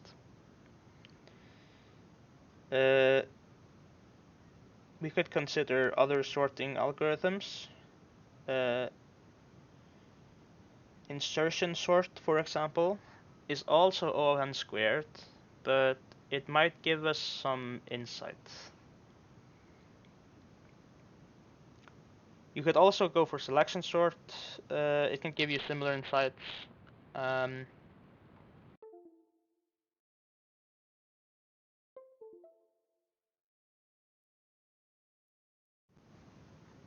The important part is you need to do a bit of trial and error. A bit of trial and error to get you started.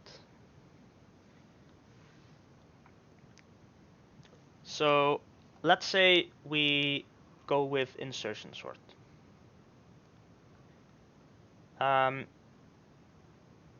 During insertion sort, you start at an index. So I'm gonna write some pseudocode for it. Or maybe just, yeah, well, pseudocode. So for I in range n, I'm gonna use Vim for this, it's much better.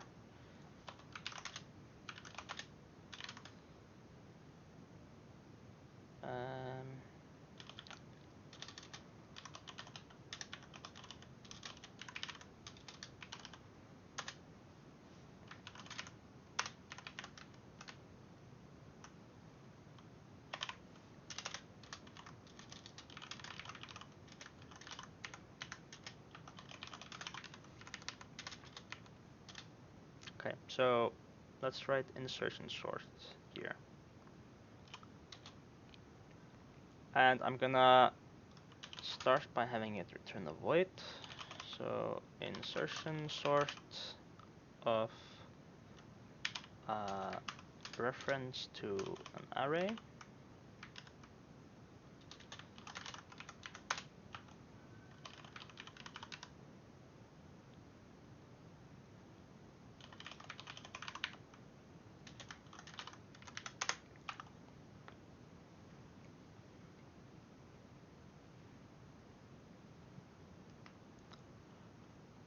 Okay, so if, well, yeah, we don't really need to start at 0. We can start at 1, because the first element will always just be the first one in the sorted array.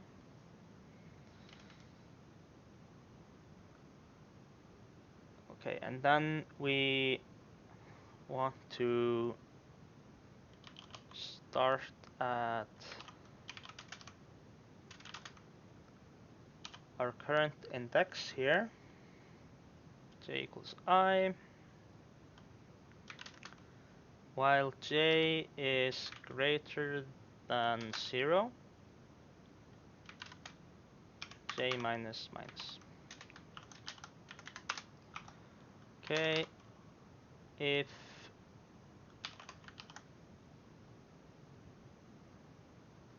the array at index j is less than at index j minus 1, then we swap the values of rj and rj minus 1.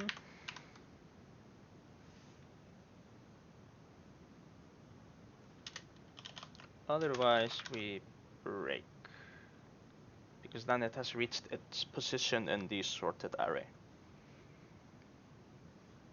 So if you don't know, in insertion sort you use the first or like the front part of the list as a sorted array, and then the rest is the remainder that is unsorted.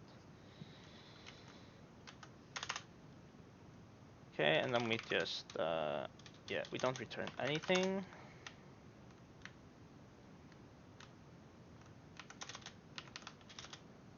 So let's start with some array here.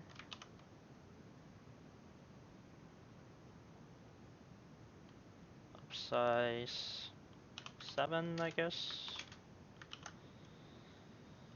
3, 6, 1, 5, 2, 4, 7.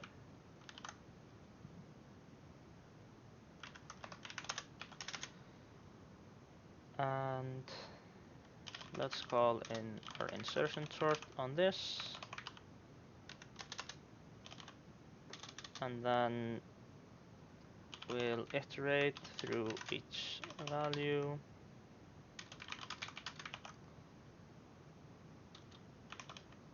And yeah, type that out with a space after it, and then new line.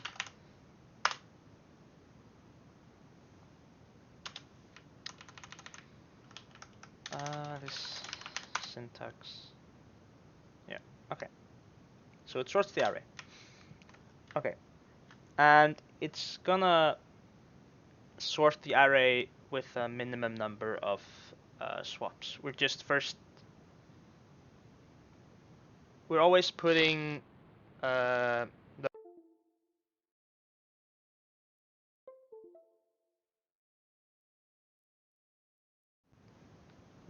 we're always putting the value in its correct position without doing unnecessary work. Okay, so we can, each time we do something here, we can count it. So if we change this to return an integer,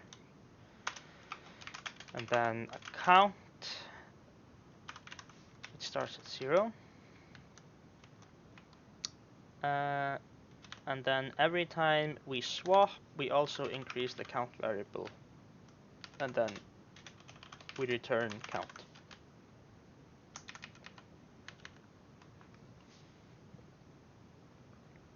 Okay, and then we can, output how many swaps we made here. And it says 8. Okay, so why is it 8? Let's try to break it down a bit. Let's, for each item here, count how many times it swaps. So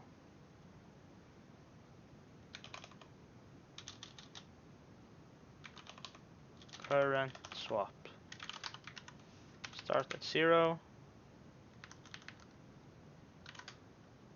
and we increase that here as well.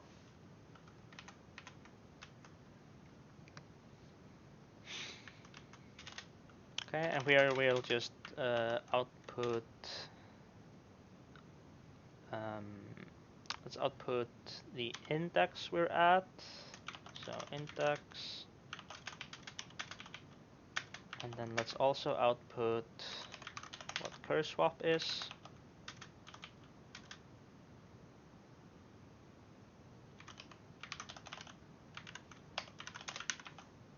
Oh, yeah, and a new line.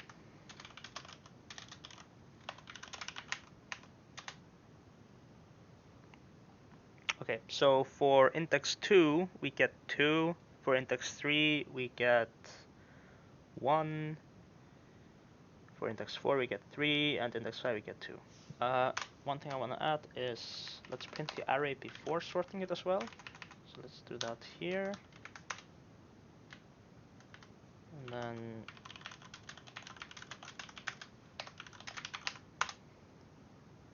okay, then we can see the array here. Okay, so why is it 2 here?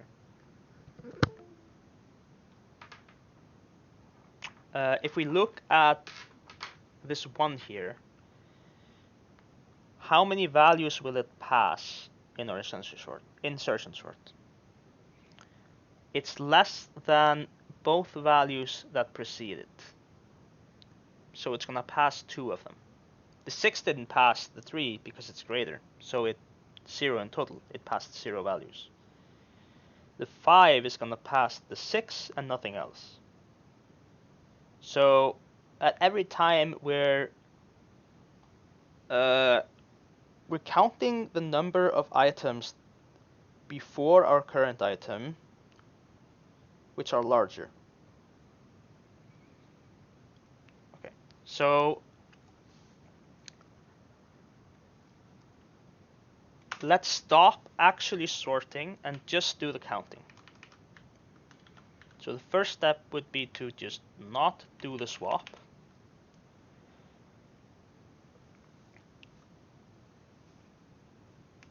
Because whether it's sorted or not afterwards does not matter for the actual counting. It just matters that the item came before it in the order.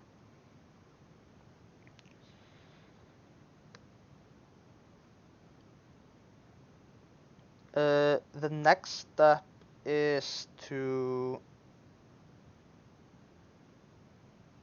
change a bit how we check for values that are greater.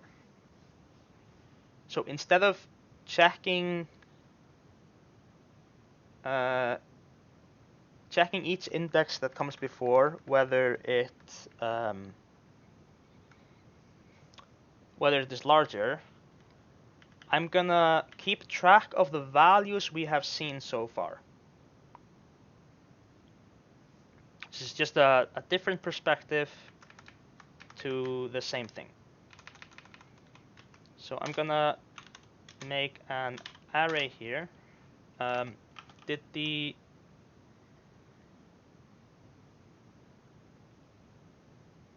Each line contains one integer between 1 and 10 to the power of 9. Okay. So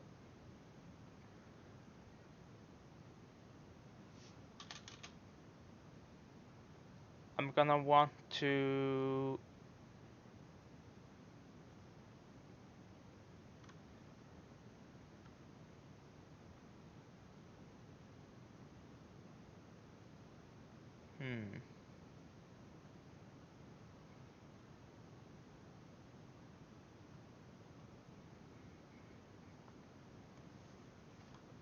I'm gonna want an array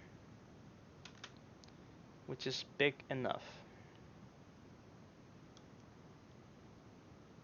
So scene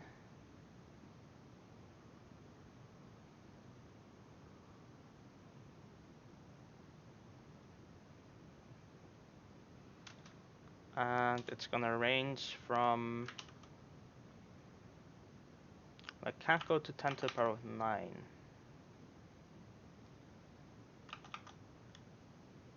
So I'm gonna ignore this part for a while. Let's say it's only up to 1 million. So all the values are distinct. Then we'll tackle the rest later. Okay, so we have values from 1 up to 1 million. Okay. And everything's gonna be unseen at first, so everything's at 0. And then after we get to an index, we're gonna say, okay, now I have seen the value at index I. And then for the counting, we're gonna count the number of values which have been seen, which are greater. So let's just loop through all the numbers which are greater than our current value. So start at ri plus 1. J is less than the size of scene, and j increases. If we have seen the value j, then increase a count and increase our current swaps. Okay, and to make sure this, works in the same way. No, something went wrong.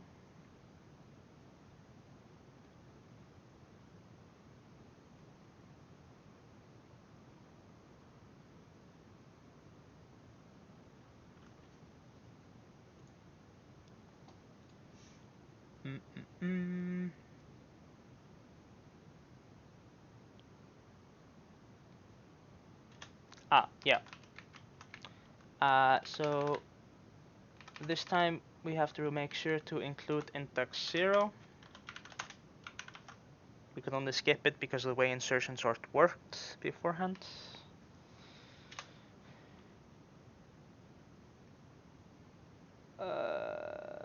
Yeah, so now it's correct, but we just have this extra line here for index 0. Now we get the same result.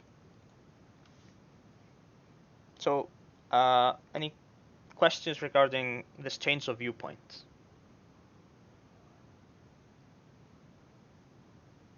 No? Okay. Okay, so what we're doing here is we have this array of ones. And we are counting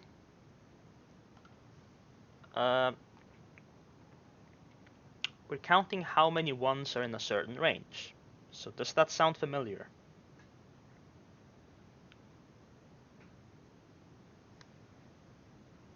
Yes. Okay, what could we use to do this more efficiently? So without having to iterate through the entire range.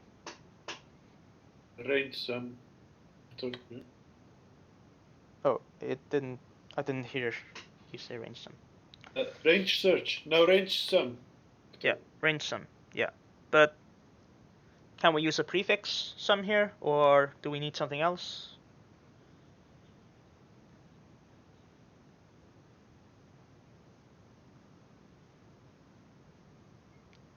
So note that we are updating the values here every time we process an index. So we'll need something that handles updates. And we have a million numbers, which is pretty large, so we'll want something that's, as fast as possible. So we'll go with a segment tree. Okay, so let's get our code for segment tree.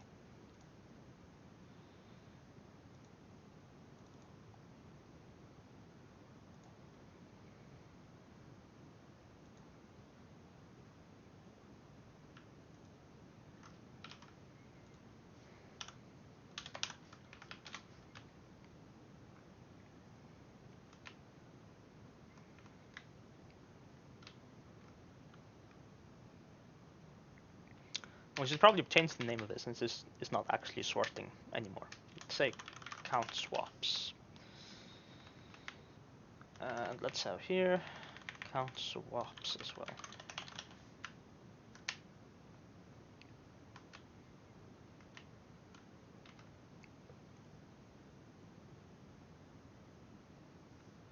Okay, so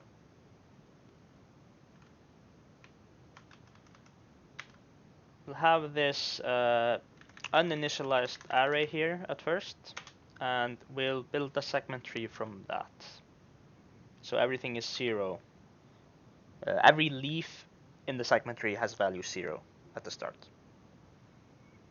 So our build function takes in an array and the range it's working in. So we'll do segment tree st equals build of scene 0, size of scene minus 1.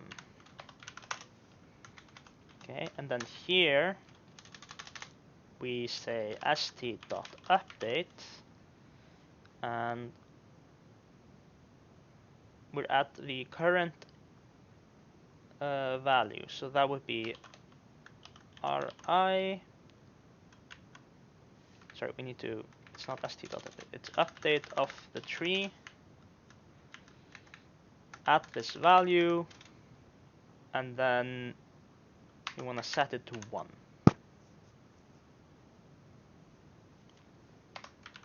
Okay, and the swaps we get here are from this loop. So this is our range. So we want to query this range, which is from ri plus 1 up to the size of scene. So we do query of the tree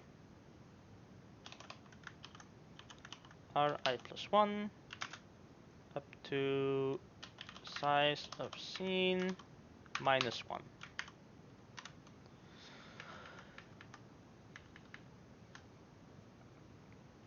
Okay, and then we don't need this loop, and we just say count plus equals cur swap.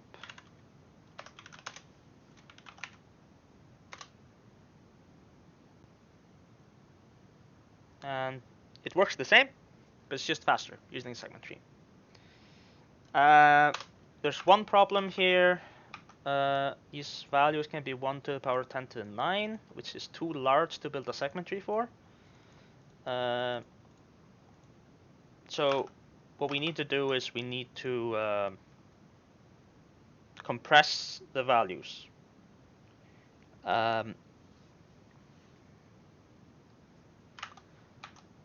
They did say that this is the number of the student, and no student number will appear more than once. So that means the values are distinct. And that makes it really easy for us to compress the values.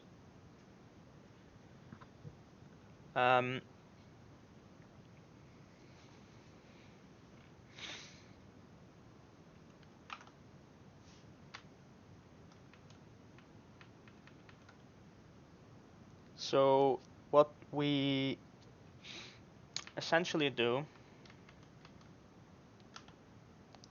is we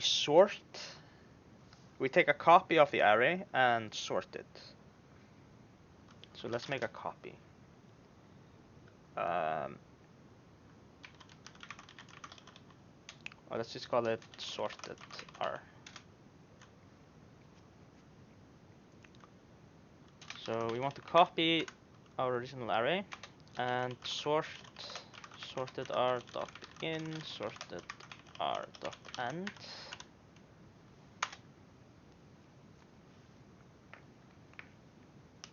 Okay, and then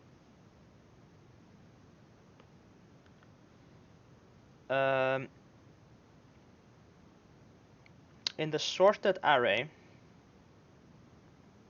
we have indexes 0 to n minus 1. And the lowest value will be at index 0, the second lowest at index 1, the third lowest at index 2, and so on. So we can use binary search, for example, to find the index. And that will tell us what the compressed value will be.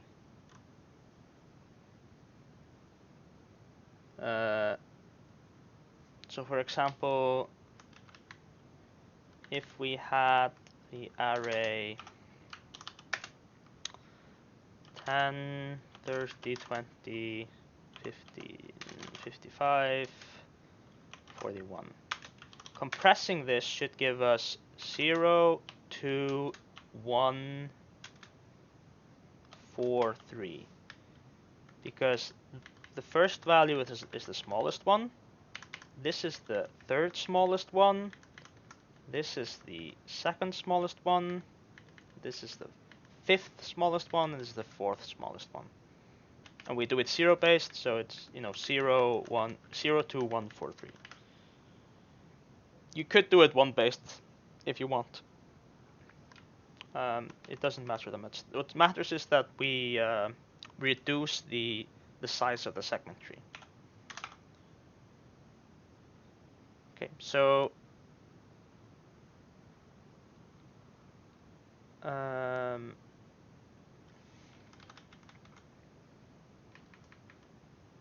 let's see. The thing we need here is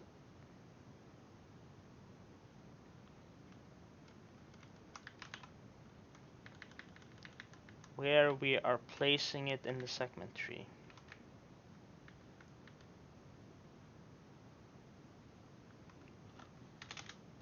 So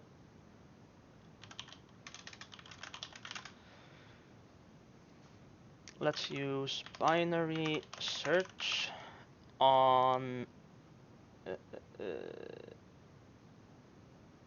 sorted array dot begin sorted r dot end, and we're searching for the value ri.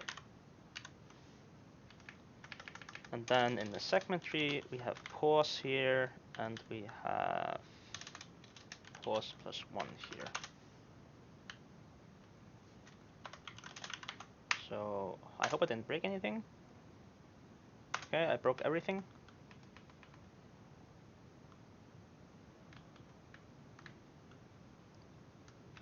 Let's see what the value of pause was at each step.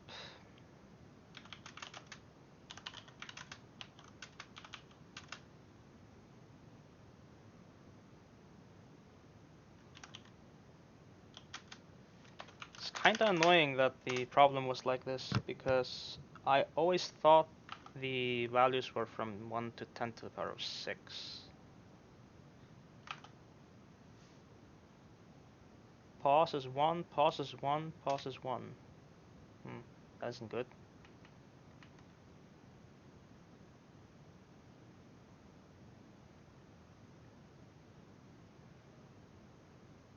Why is it always 1?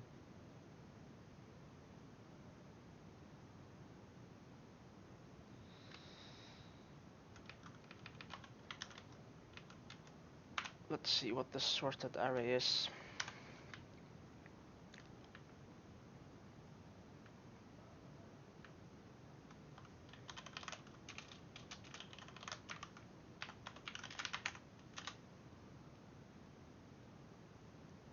So 1, 2, 3, 4, 5, 6, 7. First I search for 3. It says 1, which is definitely not correct.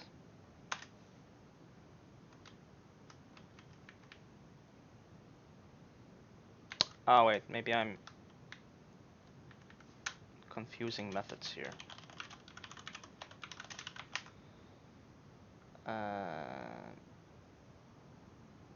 It's not lower bound I want. It's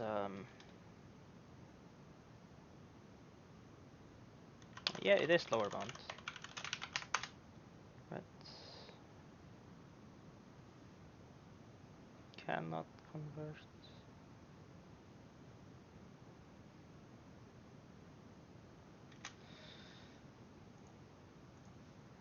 I'm gonna C++ binary search.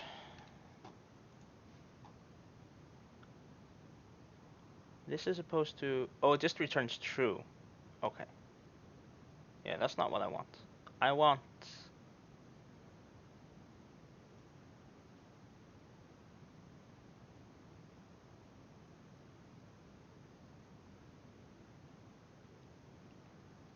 yeah.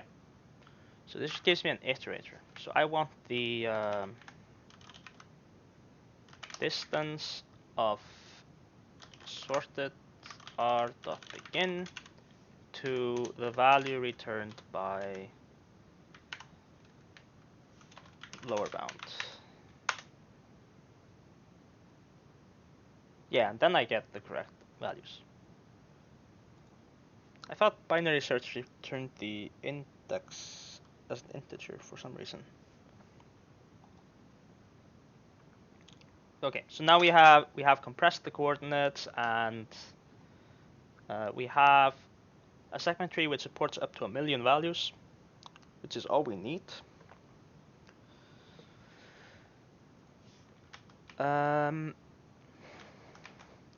Our update time is log n, our query time is log n. This takes log n time as well. We do this n times, so that's n log n, and sorting is also n log n. So the time complexity is O of n log n. And let's just comment all the extra output.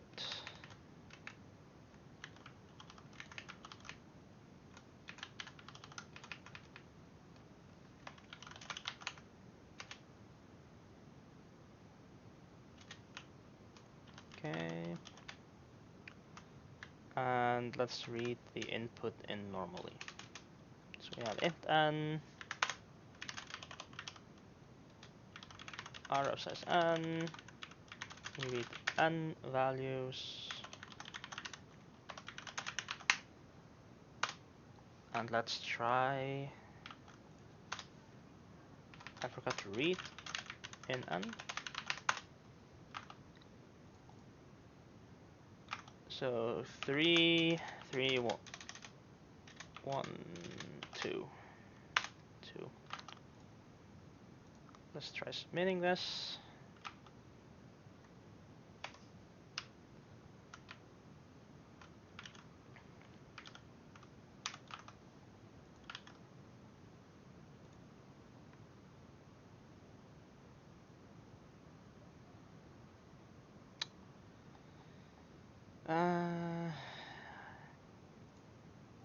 Always the same thing.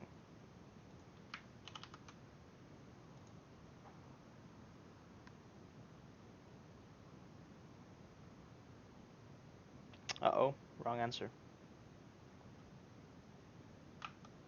I did something wrong.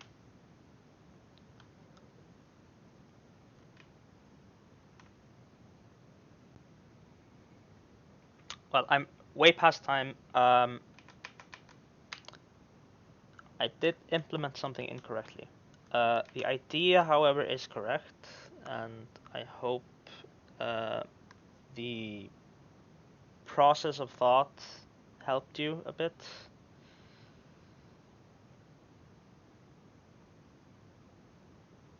Yes, definitely. Okay. I really need to go eat lunch.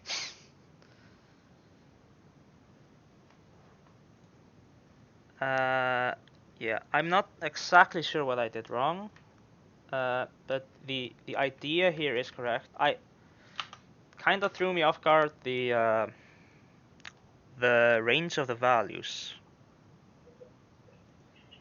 So those of you who did solve this problem using merge sort, you probably think that's a way simpler way of solving this.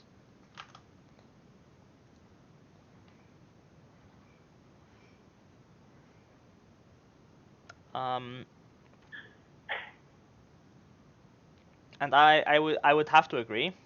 However, it is not part of the material that was covered.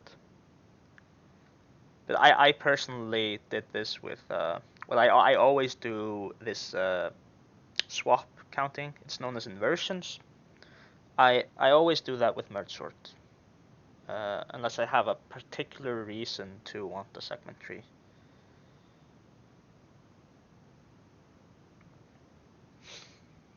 There's no. I'm sorry. Wondering, after sorting the array, there's no way of counting the inversions from the original array to the sorted array. There's no like the positions that the number ends up in after being sorted. Yes, you can, but you're still going to be working with the ranges. I haven't done anything like that. I'm not really sure. Maybe It's probably, you can probably do it, but it's still gonna be n log n. Yes. You're not gonna get anything better than that. Oh no, no. I was just wondering about if there was something I was not thinking of that would make that like not feasible or something. Because of course, if an item needs to move like X places to get to its place, up or down, then something else needs to move down opposite direction. So there's some kind of calculation, arithmetic. Yeah, but consider how you would do that. You would say, okay, so I'm at the smallest value. It was at this position. So everything that is to the left of this position needs to increase its position by 1. So you're doing a range update then. So then you need a more complicated segment tree to do that. Or something similar. You could use square root decomposition, but I fear it would be too slow here because the size is 1 million. Yeah, or just comparing the final. Well, I don't know. Well, I'm just thinking a lot. But that's good. You should think out loud, especially when you have fellow students with you. You should be talking about the problems before even attempting to program them. Yes. Is there any other problem you would like some insight to? Just quick, not any code. Something from the past problem sets. So there's 1, 2, and 3. Almost union find was tricky. I did not solve it because it was time, but I did never find what I was doing wrong. Yeah. So, okay. The idea here is you only need to know the number of items and the sum of items. So just do standard union find, like we did, where we also keep track of the size, and then add, using the same logic, the sum. And then to implement the move operation, split it into 2 parts. The first is removing it from the original set. But don't actually remove the node. Just remove the number of items from the set.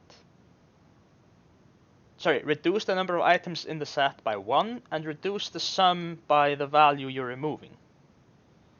Then create a new node at index n plus 1, essentially. So you have a larger union find than you originally need. You should start with n plus m, because at most you have m move operations. So you'll need a union find of size 200,000 to handle this. Okay, I think I understand the. So keep the ones that are greater than n as empty slots for you to create new sets after moving, or like new items after moving. Like fake versions of the moved item. Yeah, you're just making a copy of the moved item, the value that it had. Yes. Because I had issues with the, because like when we had the item, that was the parent that the union was referring to. Yeah. You can really have to move it. Yeah, so basically, if you're trying to actually move the item, then you're gonna end up with one of two things. Wrong answer, because you're not doing it correctly, because you're trying to cheat. And 2, time limit exceeded, because you're not cheating and you're doing it correctly. And you need to move everything. You have to like change the structure. I've probably spent a week on this problem trying to do it without the removing and then creating a copy method. And I just absolutely see no way to do it. feel better hearing that. I just see absolutely no way of doing it without the moving, the fake moving. And that makes absolute sense when I hear it. Yes, it makes sense. Yeah, would be a solution. It's something that's quite intuitive once you hear it. Especially after trying the other way. Yeah. Yeah. So there were a number of people trying to do this with actually changing the structure, and that just isn't gonna work, I think. Any other problems? I'm curious about counting subsequences. Counting subsequences. Okay. Because I don't really see any way without, going over every possible subset, and they'll be ridiculously high time, obviously. So that's subsec hard. Yeah.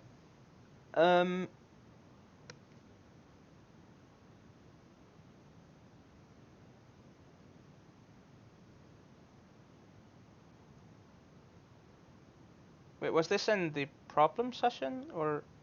I remember that I asked you about this yesterday, I think. Yeah. Do you need the range sum? Yeah. So consider. Wait, I did post this. It's in the group in Hopper 1. 8. Yes.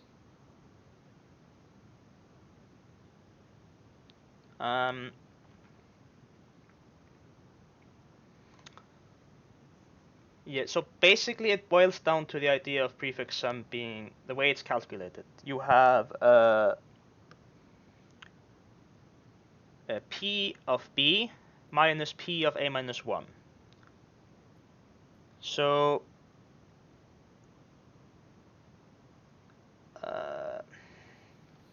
if you are walking through the list, let's say you walk through the list from right to left, and you count the number of occurrences of each value. Then once you reach the 3, you can check how many times has 3 plus 47 occurred. And you can see it's twice, so you know there are 2 sub-arrays which sum up to 47, which start at the index after 3, like at the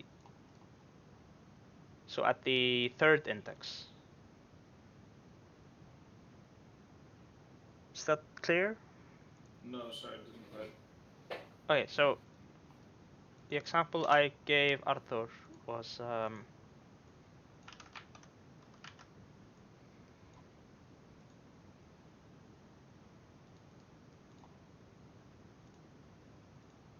so we have these numbers 5, 10, 3, 50, 49, 51, and 50. Sure. So this is the prefix array for 5, 5, negative 7, 47, negative 1, 2, and 40. No, negative 1. So we've made this prefix sum array here. And if you're processing this right to left, you can do it left to right in a similar fashion. I just like to think of it right to left. So you process this right to left, and at each item you add it to the count of how many times this number has appeared. So you have this map to keep track of this. Okay. Okay. So here you ask, okay, how many times has 50 plus 47 appeared? So 97. And it's actually clear here. If you have, if you look at this 3 here, and you ask how many times has 50 plus 47 appeared? No, 3 plus 47 appeared, sorry. And you look at this range here, which you have already processed, and you would see that the values in your map would be 49 has appeared once, 50 has appeared twice, and 51 has appeared once. Okay, good. So because this is p at index b minus p at index a minus 1, then you know that from this point you can see that this index, so from 3 to 3, or we could actually do it in this array, is 47, and where the other 50 is also a 47. But you don't need to know where they occur, you just need to count them. So it's enough for you to just keep track of the count of each value here. Right, yeah, that makes sense. Alright. Yeah, thanks. Anything else?